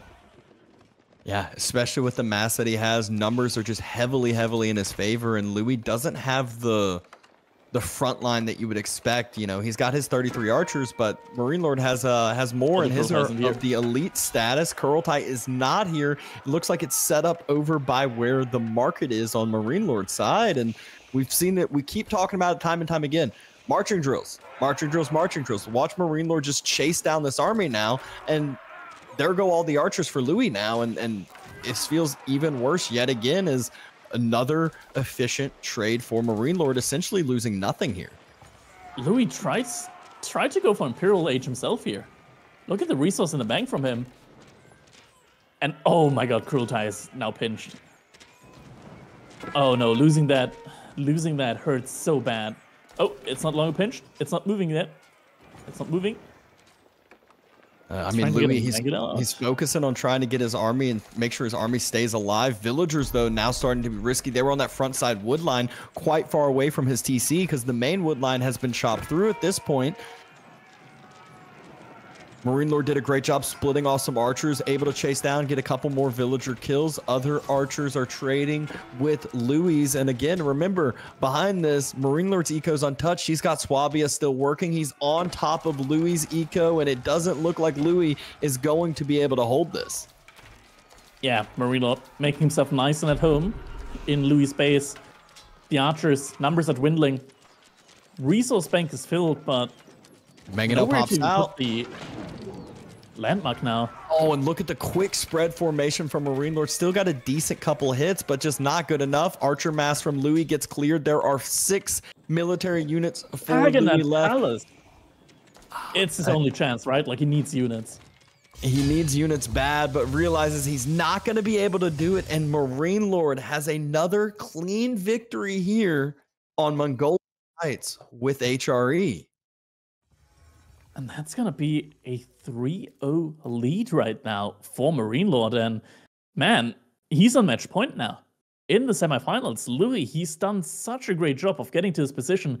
Could this be a sweep, though, coming out from probably the greatest of all time right now in Age of Empires 4 from Marine Lord? Uh-oh, I know some people that would be upset about that comment. And, maybe we'll get to see the matchup that we've seen time and time again in the finals, but still we'll have another series, another game in our hand before then. And I think we're going to be bringing in our host KP yet again to give us some updates and give us his thoughts on what he thought about these matchups so far. How dare you even discuss the idea of 4-0 Crackety? This is the chosen one, the Chinese prodigy kid. He's the Jet Li of Age of Empires 4. Surely, boys, we cannot be heading to a 4-0 stomper. I mean, we've got to dissect this, right? First of all, let's go back to game 2, because that, to me, the fact that Roos even get let through, this is an interesting thing, Crackety. The first time it's actually been let through in the playoffs. Why? Like, does it really feel like the type of game where China needs to be a higher ban priority for you than the Rus? I think Louis kind of like banned went for a little bit of a player civilization type ban, where he's like, okay, Marine Lord really, really good with China. I want to ban China. The issue is Marine Lord is really good with pretty much every civilization at this point in time, I would want to say, and Rus is definitely one of the easiest civilizations in the game to play, and letting that civilization go through, it's a little bit of like on a similar level of oopsie as letting Ottomans go through. However, Marine Lord actually was able to win against Ottomans, so that one doesn't really count. Doesn't matter at that point. I mean, he won with one of the perceived to be worst civs in the game. Then he gets one of the best civs in the game. In that game, Dabs, and just think back to that Japanese one quickly, maybe the biggest question mark is this Castle Age Rush play, right? Already off to a bad start with that scout harassment coming up from Marine Lord. Then he plays into Yuumi. I mean, I don't know about you, but all the Yuumi games I've been seeing, the only ones that seem to be hitting right now are 2TC. So do you think maybe Louis needed to play a long feudal there instead? Yeah, and I 100% agree, and I think that plays into his play style as well. As when I think of Louis, I don't think of this Castle Age timing push type of player. I think more of, hey, I'm going to grind it out to the late game. I'm going to wall up. I'm going to, have a better macro, better, be able to be at 3 to 4 different spots on the map, still continue to raid and still deal with all that. And that's where he did take a lot of damage, like you said, from the scout play. It delayed the castle timing, and Marine Lord just sat behind his walls and kind of laughed as Louis tried to poke and prod at different spots, and nothing really worked. Sorry, let me do that correctly in the Marine Lord way.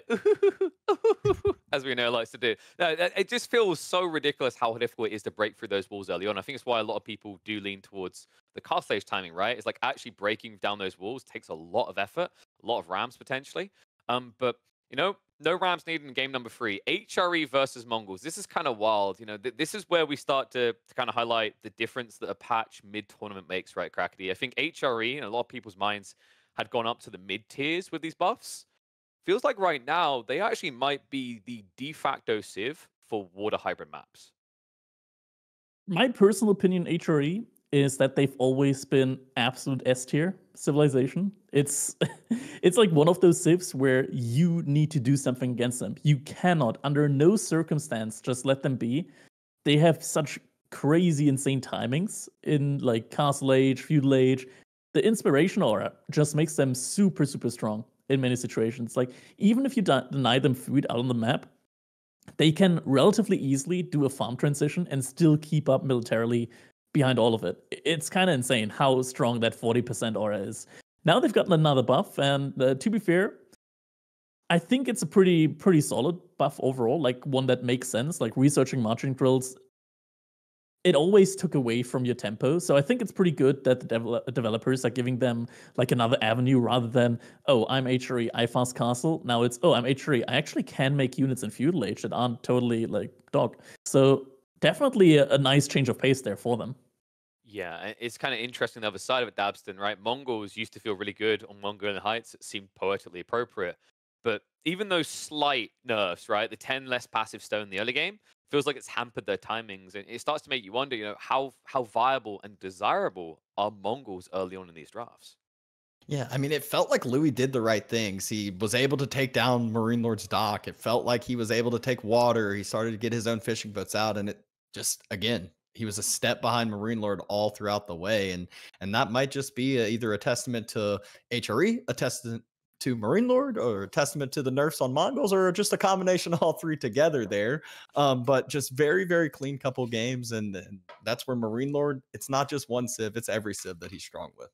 And I don't know if it's a testament to Order of the Dragon State or the buff to HRE, but like considering how much we've seen OOTD demolishing HRE on the ladder at the moment, the early phase of the game. I mean, it's kind of interesting that Louis had that, didn't opt for it, and now we look into a fourth game. That's not going to be coming out. It is going to be the Malians, but this is weird to me, Crackety. Like I was up for saying that this started to feel like a little bit of an outdraft by Marine Lord. He had Jeanne d'Arc sitting there. Jeanne d'Arc feels like, it's a safe bet, right? Very good against Dented, very good against Delhi. I think it's more of like a depending on the build matchup, Malians. Instead, Marine Lord opts for what is considered to be the naturally countered Civ by the Malians. He goes for the English. Yeah, English kind of feel countered, not just in a matchup against Malians, but also in a matchup against Delhi, in a matchup against OTD a little bit as well. It's interesting.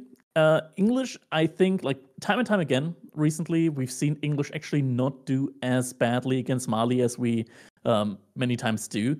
I also see English win a lot of games recently at high level against Delhi, like just 2TC into White Tower play, actually pretty strong. And similarly, we've seen a lot of games where English actually do have a chance against the Malians. So mass longbows, you get a lot of infantry out as well. You get the solid farm transition behind it. I don't think it's a complete like default victory for Malians. Malians on paper, though, definitely do seem to be a little bit favored here. Now I'm wondering, Dabston, is it the map? Because, for me, a long time, whenever I saw Cliffside come into the rotation, I was like, that'll make English good. It felt like a lot of players had that idea. Admittedly, didn't work out based on the win rate percentages for this tournament. But if there's any map you could trust in English, surely it's Cliffside, right? I mean, I do feel like Cliffside does play into the English's favor. This is one where a lot of the kind of gold is somewhat centralized and spread throughout the random different little cliff spawns, which is very easy to poke and prod with longbows. It's kind of easy in a sense to wall up, to maneuver, and English does like to wall up and stay with their army together in one's kind of central location, which isn't too far away from your opponent's base, and is able to kind of get some aggression here if you want. I'll have to see if we go for that, right? Because like it's tempting, but I feel like we've seen a lot of people fail with that idea of all-inning, especially against like the Malians. So maybe Crackety, you're onto something, and maybe we're gonna get the divine DFP build, as we like to refer to it, right? Like the let me just hunker down, build a bunch of TCs, and you can try to break me. Definitely feels like a tough one, right? Like we got to be real about this. Louis has, I want to say, like not fully looked like himself. I don't know if that's just Marine Lord on another level, or if that's just Louis maybe not finding the right footings with the draft or the new patch. But either way, he needs to turn around. Nothing but perfection from here on out, and this is probably the best opportunity for him. Malians versus English. If he survives this game, if he gets a point on the board, we will be into a redraft, and that is where the rainbow can be seen in the sky. The opportunity to recover can begin for Louis, but it has to start here on Cliffside against the weakest Civ of this entire tournament. Let's see if he can figure it out. Louis, MT, back up against the wall. We head into game 4 to see if Marine Lord is going to make it a clean sweep. All right. KP has perfectly set the scene, and here we go into our game number 4. Marine Lord in the color pink, playing as the English here on Cliffside, and up against Louis in the color blue playing as the Malians. And we do already see that Dark Age Barracks coming in. And it's not just going to be one Men at Arms, a second one immediately following after it. Yeah, so this is Marine Lord's plan from the start. It's just, hey, let's just end this before it even starts. Let's deny some gold, which certain spawns on Cliffside, I talked about it a little bit. A lot of the gold is centralized along that cliff. You don't always have a back gold spawn. Fortunately for Louis, he does have a back gold behind him, so it will be hard for Marine Lord to split these men-at-arms to a couple of the different locations. The men-at-arms, while they're great tanks, they do only have one torch, so it takes quite a bit of time to actually burn down those houses. Yeah, so a lot of pressure pretty much immediately coming out here from Marine Lord against these houses. A couple of times, we do actually see Malians react with the Saharan Trade Network landmark in order to be able to protect that first initial pit mine rather than a Manza quarry. I'm personally still of the belief that Manza quarry is just way too valuable and you shouldn't like go for the Saharan Trade Network if you're not actually trying to trade on this one. Marine Lord, he's not stopping at 2 men-at-arms. It's going to be 3. It's going to be 4 men-at-arms coming out from him here at this point in time. That's going to be a massive delay when it comes to his own feudal age timing. And if Louis potentially goes into like Musafati warriors, could be able to clean that up relatively easily. Yeah, I mean, he does have the first house that he has burnt down at this point. I'll say burnt down because by the time I kind of finish it on up, the first house will be finished. And moving on to the pit mine now that he has more and brings a villager up to build an outpost. The Saharan Trade Network is trying to be built. That's like 8 villagers rushing it down, but the outpost... It's going to be faster. The outpost takes a minute to get built. 8 villagers on the age up should mean that it's only going to be like 40-ish seconds, and Marine Lord realized, and he has to put the outpost further down. Yep, and with 8 villagers there, Louis could easily pull off a few of those to make sure the pit mine doesn't get fully taken down before the Saharan Trade Network finishes. So yes, Marine Lord did get a house burnt with 4 men-at-arms, but how much long-term damage did this actually cause other than just the Saharan Trade Network force? I mean, the trade network... House. Oh, that's going to hurt a bit. Lots of villagers building that house now. And looking at the income, it's going to take him quite a while to be able to go up to the next age. He's still very far away from the feudal age at this point in time. Yeah, he sent 4 villagers onto that gold, you know, trying to get those resources on and quick. The outpost will end up going up, but what will that outpost actually be able to deny? Again, the pit mine's already finished. House is already still around it. It's still providing that passive gold that Louis wants, and Louis can just expand and go for that back pit mine if he wants, or to another gold location. Yeah, no real value has been gained here by Marine Lord. He took down 1 house. 25 resources worth of value denied. That is not going to be what you're looking for. Now, granted, in the great scheme of things, he did manage to force Louis into a landmark that he didn't want to build. So that's going to be like 75 gold per minute that Louis is going to be missing out from here on out, which does actually hurt him quite a bit. So there is that one positive. Those men-at-arms are just going to be sitting in that outpost, getting a little bit of extra damages on the on the houses around that initial pit mine. And Louis just kind of sitting happy. You can see the mix-up at the top. He's just all onto food, all onto the wood. No gold villagers other than maybe that one now. And the council hall is finally being built by Marine Lord going up to feudal age. Yeah, 3 villagers on that one. He's going to be trying to get it up, and look at that. He's now moving out to stone. I'm not sure if that's going to be for a second TC or if it's going to be from placements. The fact that he's only aging up with 3 instead of like 4 or 5 villagers at this point in the game kind of makes me feel that it might just be for a secondary TC, which honestly scares me a little bit. Yeah, Louis has not yet started that cow boom. He's still making sure he invests into the defenses necessary, which at this point, I honestly wouldn't complain to see a couple cows try to see the cattle ranches go, because Marine Lord is already significantly behind because of those 4 men-at-arms as far as his timing, not necessarily in the grand scheme of things.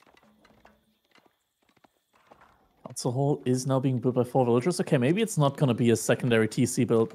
We're just going to be for emplacements on the outpost. Wants to make sure that stays alive and annoys a little bit.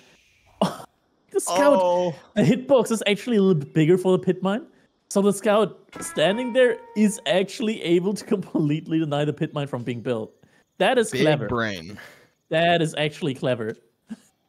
Big brain moves. One javelin thrower is forced on over, but again, this is just delaying. In this higher elo play, it is all about these little slight differences here and there. It all does end up adding up, but Louis forces away the scout of Marine Lord, should be able to get that pit mine started to be built in just a second. That was so creative. I gotta say, like, if we see something like that, I wouldn't be surprised if Marine Lord would also just send in a sheep over to where Louis would want to build his Fulani Corral, just to try and block that. Yeah. Just that typical annoyance. Outpost is getting the emplacements upgraded right when Marine Lord finished the council hall. Louis kind of knew that was coming, or assumed it was coming, I'm sure, and went ahead and pulled off of that gold now. Got enough for the time being. Has about 5 javelin throwers out and about to have that line of defense for himself. And now villagers from Louis are moving out to the pit mine, so gold is going to be acquired by him.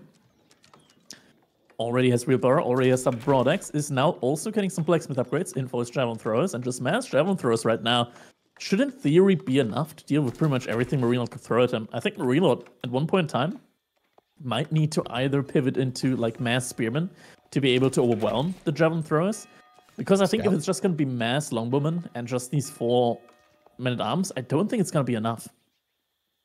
No, not by any means. And Louis actually investing into some walls early on. Usually this is the English player that's wanting to wall up, but Louis, I guess, is feeling a little bit of some pressure coming.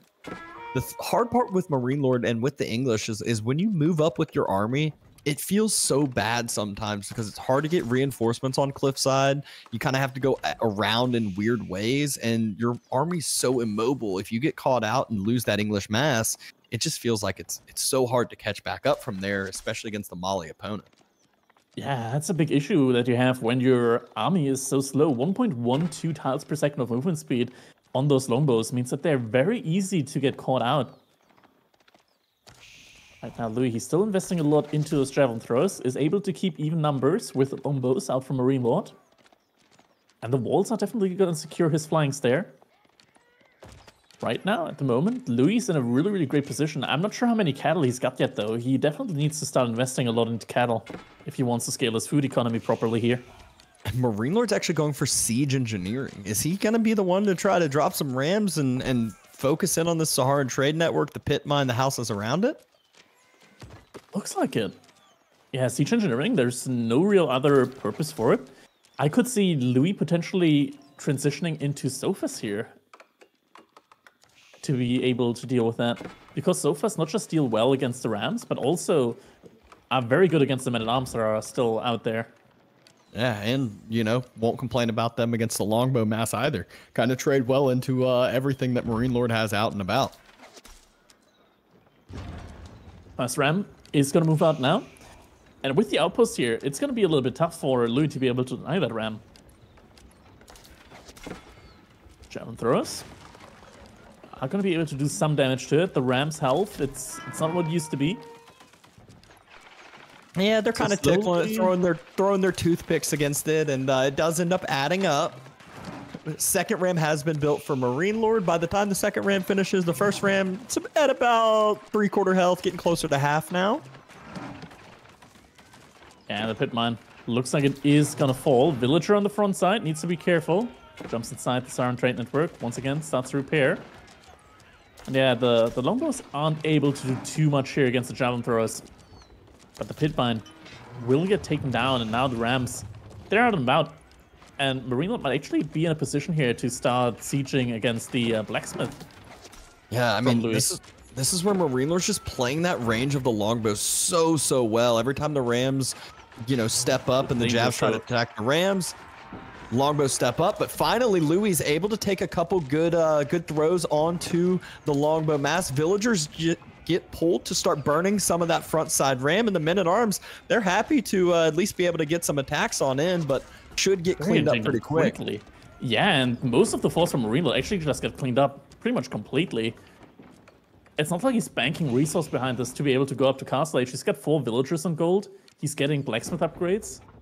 He doesn't have horticulture yet, so the economy isn't actually looking that swell. He's working on his first farm cluster.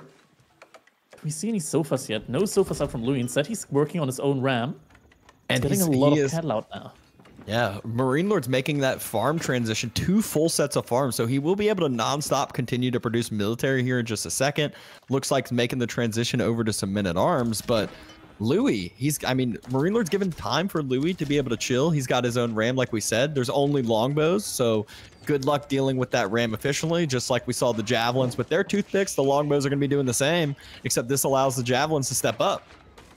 Yeah, javelins, they don't take that much damage from the outpost, so they're just able to run forward now onto longbows. And longbows, they don't have the movement speed to really escape here, so a couple more will likely fall if Louis decides to hunt them. He's reacting to the rams, though. Mostly just with the javelin throws for now. Marine Lord did bring some Vils up to heal up those rams back to full, so that's why we saw the nice and healthy rams from Marine Lord's side after the initial push. They had taken a good bit of damage. Javelin throwers, though, just continuing to step up every throw they have. They're not only taking out one longbow, they're taking out multiple, getting some damage on the others. Rams get cleaned up, so Marine Lord will no longer have these rams for his side, and the outpost that was on the pit mine got taken down as well.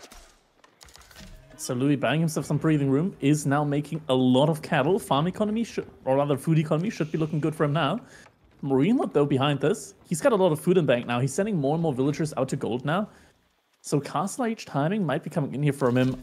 The question is going to be, what will he age up with? White Tower or the King's Palace as a second TC? King's Palace for future scaling, that sounds good in theory. But, I don't know, it still doesn't really feel right when it comes to, like, from the early aggressive point of view that Marine Lord went for here. Yep. Louis has a significant amount of villagers onto gold still. He's been nonstop producing those cattle, and we just saw where those I think it was 3 ranches at this point fully filled. Needs to build another ranch as he's already got the cows ready and waiting to jump on inside. He's got 4 cows just sitting to the side waiting. So he's getting pretty close to actually fully filled up on those ranches once he can build those. Yeah. 6. Marine Lord, though, he's getting really close to Castle Age now. 120 more gold and he'll be there. He's also on deer at the same time. That's why his food income is really great right now. The question that I'm asking myself right now is, what will he go for once he ages up? Something that a lot of civilizations struggle with is making men-at-arms against the Malians. Even against just javelin throwers in general. Just because the javelin throwers, they do so much base damage, they're actually able to take down the men-at-arms. But English men-at-arms are special, as in they also get armor-clad. So they can potentially go up to 8 armor in the Castle Age. And with 8 pierce armor, suddenly the damage from... Can we actually take a look at the javelin throwers? How much damage do they do baseline? I think it's 9. The upgrades? Yeah, it's 8 plus 1, so it's at 9 damage. If Marine Lord gets armor clad, these javelin throwers, if Louis still is in Fuel Age at that point in time, they're only going to be taking a single point of damage. Louis going ahead investing into some walls into the center. He did send a javelin thrower, 1 single javelin thrower all the way around to those deer to push Marine Lord off of the deer to get a little bit of that idle time and annoyance. Definitely did manage to do that. Now King's Palace is coming in for Marine Lord, so now has that 2TC scaling working for him. Behind that though, Louis did manage to get some walls up.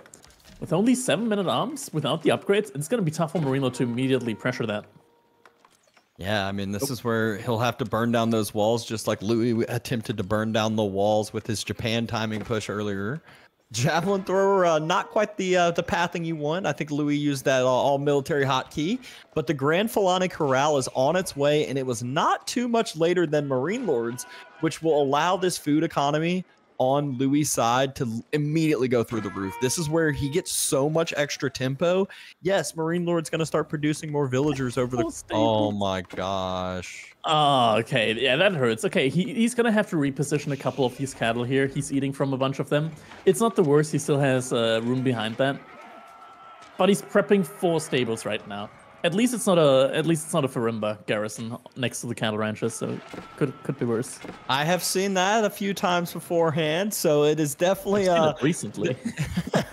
there are definitely a lot worse things that we could see. So the 5 stables into play, it's going to be a mass sofa switch, just like we have some Iron Chad men at arms. We're gonna have some imported armor sofa.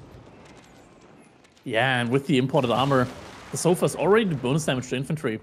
Marine Lord right now, he doesn't have a counter out. We don't see any crossbows. We don't see any spearmen out. I think Marine Lord just needs to go mass spearmen at this point in time, actually. Yeah, if that sofa number climbs up, if Louis is able to get 2 batches out, it's just going to be an easy cleanup of Marine Lord's army. Louis just needs a little bit more time to do so. Villagers forced off of the woods. Stables have been spotted on out. Longbows stepping up as well. Javelin Thor's coming on the jabs. Yeah, Javelin Thor is able to get a couple good attacks. The sofas pop out now. Javelin's doing a great job focusing in on the backside longbows. The men-at-arms are on top of them, but they don't care at all right now, as their job's just to clean up the longbows. Sofa getting some great damage, and the town center fire isn't going to be doing too much, but it helps. And now we're seeing the switch up. Spearmen and crossbows coming in for Marine Lord. Pretty much all the javelin throws, though, have been cleaned up. Marine Lord right now, he has a really good army advantage and eco advantage. Not really when it comes to the income, but overall when it comes to units that he's got out on the field, as well as the overall village count. He also costs a lot of idle time there in the base from Louis. If he's able to stabilize here, or rather get the majority of his units out alive, which it looks like he's going to be able to accomplish, Marine Lord should be able to push in once again a little bit later with a bigger army that even works against the sofas. Yeah, longbows did such a good job trading there. Once the javs got cleaned on up, there wasn't really anything dealing with the longbows efficiently. Spears and crossbows are now starting to arrive, like you mentioned. Marine Lord focusing that army swap, army composition change, as Louis still only has a few javelin throwers left. And Laura going to be in the queue once again. Does definitely have enough production buildings to get them out quickly. I think at this point in time, it's very important for Louis to start playing the flanks. He has the sofas with the bonus armor. That means that he's going to be in a position to be able to run around the sides and dive the TCs from Marine Lord. Yeah, it just needs to get that jab number back up and healthy, because and actually it looks like Louis, he's going to make the swap over to archers, maybe even getting some poison archers into play. Marine Lord building another outpost further forward, spreading out that influence, the network of castles that he needs for that extra attack speed. And trades are just kind of equalizing back and forth here and there, which I think is good for Louis, as he does not want Marine Lord to have a big military mass built up. Louis almost gets Wallowed with a few villagers. Marine Lord behind this has grabbed 2 of the relics and is trying to bring back that 3rd. So relics are going to be on the way back now for Marine Lord. It's kind of incredible that he managed to do all of that behind this push, micro-wise. Walls are going out now, but the sofas do make their way in, and this could be huge for Louis. This is absolute perfect timing. Marine Lord was trying to build a wall. Gold has been spotted out. Villagers starting to get taken down. A little bit of a late reaction from Marine Lord, and this is almost going to equalize the Vill count. Obviously, aren't quite another 12 Vills here, but the cows are going to be more than making up for this. And we get 69 to 59. The TC isn't going to be enough when it comes to protection. Military units will have to be pulled. Reinforcements do move over. But it looks like at the same time, Louis also lost a lot of villagers out there on the pit mine. So it's not quite going to be even here when it comes to the Vill count, but damage taken by both sides. And Louis can finally start playing around his mobility with the sofas. Yep, this is where it gets so hard for the English army. They get pushed and pulled constantly around. Marine Lord forced to move his whole army down to the southern side, and I don't know if he has enough here to deal with this. If the spears start to get cleaned up, the sofa reign free, and Marine Lord's now having to move off to the southern gold now after getting denied off the north. And it's just really tough for him to find a composition that really works against all the different unit types that Louis is pumping out right now. For now, Marine Lord, he's just sticking with the Spearman, but the Archer switch from Louis is definitely going to hurt him when it comes to that. Alamode is getting taken down. Outpost does get finished. We get the network of castles bonus in again. It looks like Not a ton of spears here, but just enough to potentially force Louis' Sofa on back. And oh, he runs into the spear mass. There's a good amount of crossbows here, and Sofa get cleaned up quite quickly, actually, over here. Yeah, I don't think Louis really needs to like take these straight-on engagements. I think what he needs to do right now is just use these sofas and run into woodlines, run into the farming economy, just run on TCs. He's got so much ranged armor on these units. He doesn't actually need to worry about the TC fire or anything like that. We got the poison archer upgrade finally coming into play. It looks like ranged damage as well. So now that those that archer swap for Louis will be that much stronger, and actually archers into everything Marine Lord's making is going to trade very, very well. It trades better into spears. Obviously, they're finding the longbows if they can get to close the gap, and then the few crossbows aren't going to do anything really. I think we might soon see a switch back into Men-at-Arms here from Marine Lord. He's got a lot of units out on the field right now, 30 spearmen, so he's got a big mass of units, and he needs them. He actually needs this many units just to be able to like have them positioned on all the different flanks. Just because the movement speed from the sofas is so great, you actually need to have this many units on different sides to be able to like sort of deal with all of this aggression from different angles. Yeah, and I love this by Louis. He's basically going all the way to the north side of the wall. Pull Marine Lord's army as far up as possible. It looks like it's just range that's going to deal with those Sofa. And another relic secured, though. But Marine Lord still has his army posturing to the southern side in front of this outpost. And more than enough to defend up Louis' push. Yeah, lots of spearmen. There's the archers, though. Gonna have to be careful when it comes to those. Oh, he does not have his longbows here, so there's nothing to deal with those archers on the side of Louis. So that's that big tech switch that paid off heavily for him. Gold denied. I believe that's 5 villagers inside of there that will get taken out as well. Yeah, Adam Mangonel is now moving out as well, so he'll also have a great way of taking down these farms really, really quickly. And then in the main fights, having that as well. Sofas on the left-hand side also just managed to get through the wall, so we're going to have those running behind, maybe getting some value in on the wood lines. And now Marine Lord's army, it's really going to starting to get stretched thin here when it comes to all of these different angles that he has to defend from. Yeah, and Louis just has so much value in the Sofa. Like you kept talking about, a split off into the flanks. You need military units to deal with those, not TC fire, not even archer fire. You need actual spears to deal with the Sofa. Oh, that's a good fight, though. Trying to get focused in on by Marine Lord. Sofa forced to take the fight into the spears. Not really the spot you want to take it. At least the archers are firing in on the backside, trying to clear up that spearman mass. Another Sofa raid coming in onto the north, but it does look like Louis' mass that he pushed forward with got cleaned up pretty easily by Marine Lord. Yeah, there were a couple of Men-at-Arms, and Sofas on the backside do manage to find a couple of kills there. Not that many, though. It doesn't really pay off, and Marine Lord taking a great engagement here on the front-hand side. He had just a couple of Men-at-Arms in there, so every now and then the archers do get stuck on the Men-at-Arms, not being really able to like automatically move, like target any other unit. And the Men-at-Arms, with all of their ranged armor, they really don't take a lot of damage there at all. Yeah, it's just one of those where you can't micro all of the archers when the units are clumped up that together. You can't go archers onto all the spears with the Men-at-Arms body blocked right on next to those. Looks like Louis wants to take this fight yet again. Keep in mind, Louis has had about 5 to 10 Sofas split off this whole time. So his main mass is never really all together here. He needs to do this, though, to force Marine Lord onto different spots. Yeah, probably wants to wait for the Mangonel to come out. Once he's got that Mangonel, he's got something else against all of this infantry from Marine Lord. And potentially, if he gets to fight in a choke point with a little bit of clumping up between the units, might be able to get some good damage in there. Sofas once again go for a return raid now on the farming economy. Couple of spearmen there are going to be able to distract 2 of the Sofas, but quick reactions here from Marine Lord. Yeah, I mean, playing the English, it is that much easier. And the 2 spears here are almost godly, as usually those get cleaned up quite quickly. It looks like 3 or 4 of those Sofa are down to 1 health. Some damage having been done there to those Sofas. Still a couple of them remain, getting 1 villager down. Now, Marine Lord, he's playing the siege game. Added in his own siege workshop, so some Springles are going to be coming out. Springles, by the way, which do have really fast attack speed. They also get affected by a network of citadels, network of castles. And Marinewood has enough resource for a keep, so maybe soon we'll be seeing Bringles with a 2.0 attack speed coming in.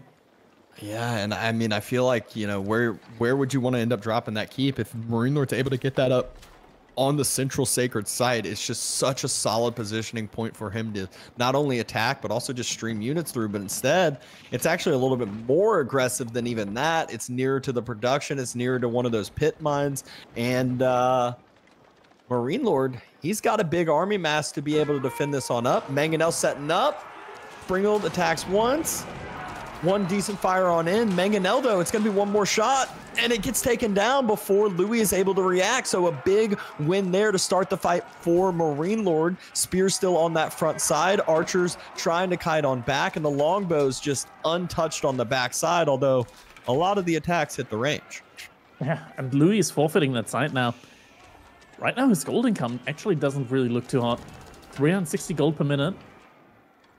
Marine Lord actually starts to look better when it comes to the food income now. The farming is starting to pay off.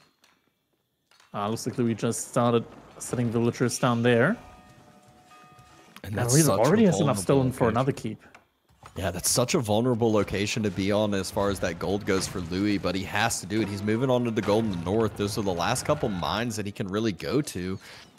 Trying to send more and more raids to the backside, but Marine Lord is knocking on his front doorstep with rams with that huge infantry mass. Marine Lord might have just split off and seen the gold. Yeah, I think he might have just seen that with the prelate that he had there, or rather monk. That's why. It was the. Oh no, it was one longbow. One longbow was there. Maybe didn't end up seeing it, but still, main army mass is on the front side of Louis' base. Louis, he doesn't have the numbers anymore. He had the value earlier, but trades just did not go his way over and over. And Marine Lord, even with the Civ disadvantage, is now at a point in the game where it is looking very favoritive towards him. Yeah. Also something, Marine Lord, he's got still enough stone for a keep. The most important thing right now is that he's actually got map control over the front of Louis' base.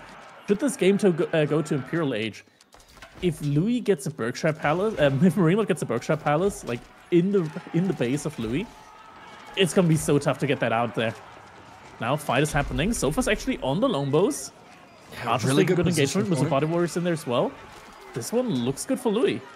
Yeah, all of a sudden, Louis has the numbers. Louis has the military mass. Did Marine Lord just step up a little too early? It looks like he might just have archers on the backside. Sofa still getting to close the gap. Villagers that move forward to build the outpost should get taken down with this as well. But he does have a keep to fall back to. You can't forget about that. This gives him that network of castles, network of citadels just got clicked on up too. So upgrade is going to be that much better. Yeah, but Louis, he's not stopping. He's pushing further in. Wants to snipe that Springald out. Might be overstaying a little bit here. Able to snipe the Springald, but his front line is falling. He's still got a lot of Musafati warriors, but there's a lot of longbows. Not with the aura at the moment. I mean, he just lost out on all of those Sofa. Very, you know, I guess more expensive unit for him comparatively. He did have a Treb now popping out, but Marine Lord's army, it's headed towards that location yet again. Musafati warriors stepping up. Looks like he's trying to send them over to Marine Lord's base. Both of them getting sniped in the meantime, though. Aggression still forced on the ranges. Somehow Louis never got spotted out on that southern gold. It probably is running low with how many villagers he had on that. Oh, he's getting on the north soon. Gold, and it looks like he's spotted out on the north gold as Marine Lord knows he has to be getting gold from somewhere, and I'm sure he's wondering where. Yeah, Spearman. No reaction yet on the villagers. They're not being pulled back. Lots of stuff also happening on the front side. Mangonel right in there in the base from Louis. Great shot coming out. Actually, never mind. Missing by a long shot. And Louis never fixed the cows that weren't in the influence of the Farimba, so not the full effect of that of the go or no, not the firm, but the Grand Filani. So not the full effect of the Cow Boom imminent, and Marine Lord's just sitting under the Saharan Trade Network, doesn't care, has so many units that it's not even mattering. And Louis throws in the towel. He was not able to make the potential reverse sweep. Marine Lord 4-0 victory. But even still, Louis, he is a name that has been rising up the ladder, his highest placement yet as far as tournament play goes. And I'm sure we will be seeing him here back again soon. Yeah, first appearance in like the semifinals of an S-tier tournament.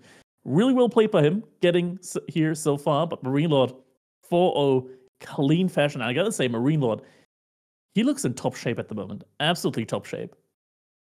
Yeah, I mean, there were definitely some timings that Louis could have taken advantage of. He definitely had opportunities where he was ahead, where he, had the potential, choices to take a timing attack, but just Marine Lord with his micro, with his game knowledge, with his game plans, it just looked too clean. But that was the first series of the day. We'll come back into the lobby scene and we'll give you some updates of what you got next. Whew. Well played, lads. A crazy result in the end. Louis MT versus Marine Lord. A lot of people coming to this kind of felt that this might have actually had quite a bite to it, quite a close one in the end. But, we obviously got to break down that final game. English versus Malians, a matchup which English are expected to always lose, Dabston. Also, in a situation where English are by far the worst performing civ in the tournament.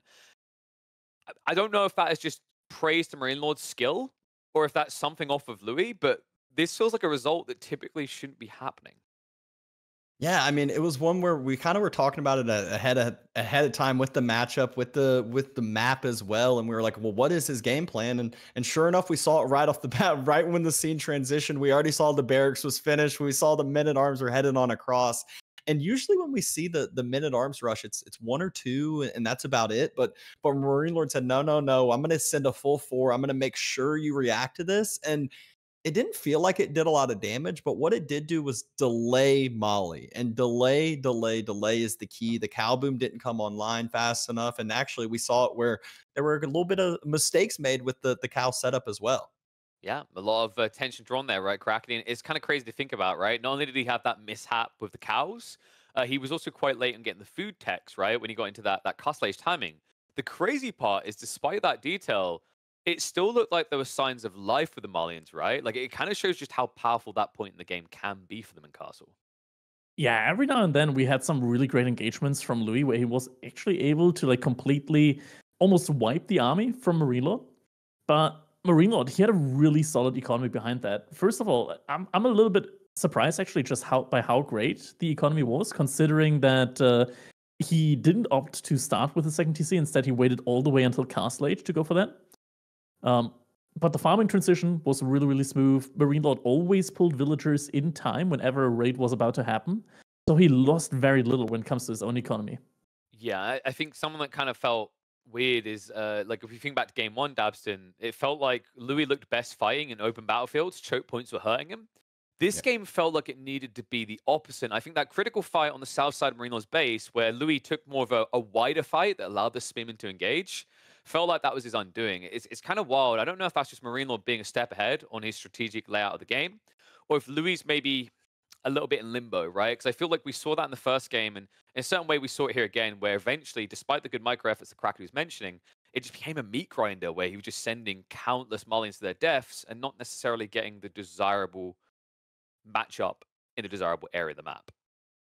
Yeah, it almost feels like, I always remember watching the high reload players. It's like they don't take losing fights. They don't like to take losing fights unless I always put like one little star. It's like unless they're aging up behind it and they need to like delay or stall for something else to come up, get a keep up or whatever. But other than that, they're not throwing away units unless there is good reason to.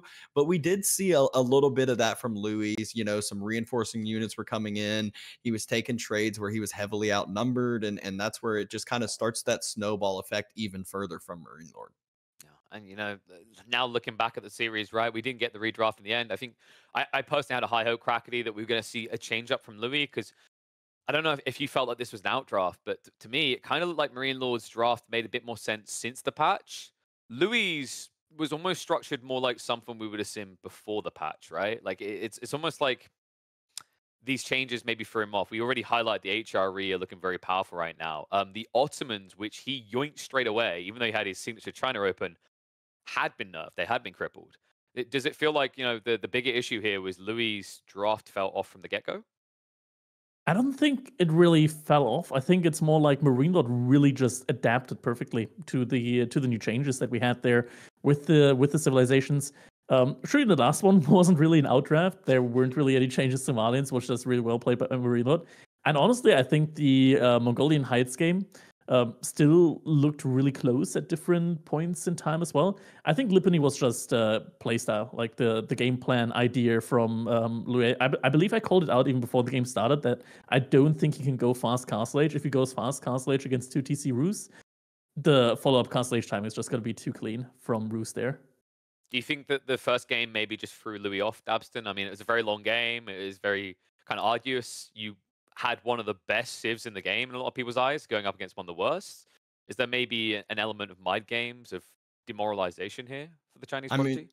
I mean, I definitely, you have that in the back of your mind for sure, but you aren't at this elo of play unless you can put games behind you very quickly. And not even to mention that, Louis does love these late game play styles. So it's one that he's been in that position plenty of times, but maybe not in this. Well, I know not on this scale as far as S tier tournament goes. So maybe it's one of those, just the familiarity with the S tier tournaments, being in this position before, and now he's been in it. And the next time he won't let that first game get into his head. He'll just put that right past him and get back into his game plan, back into his play style.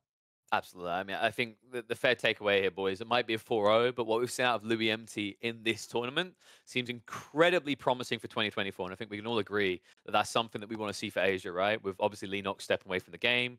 You haven't got really many people up there anymore. The god that is hot, obviously retiring as well after Wololo. The region as a whole needs some new faces. So definitely a promising future for Louis.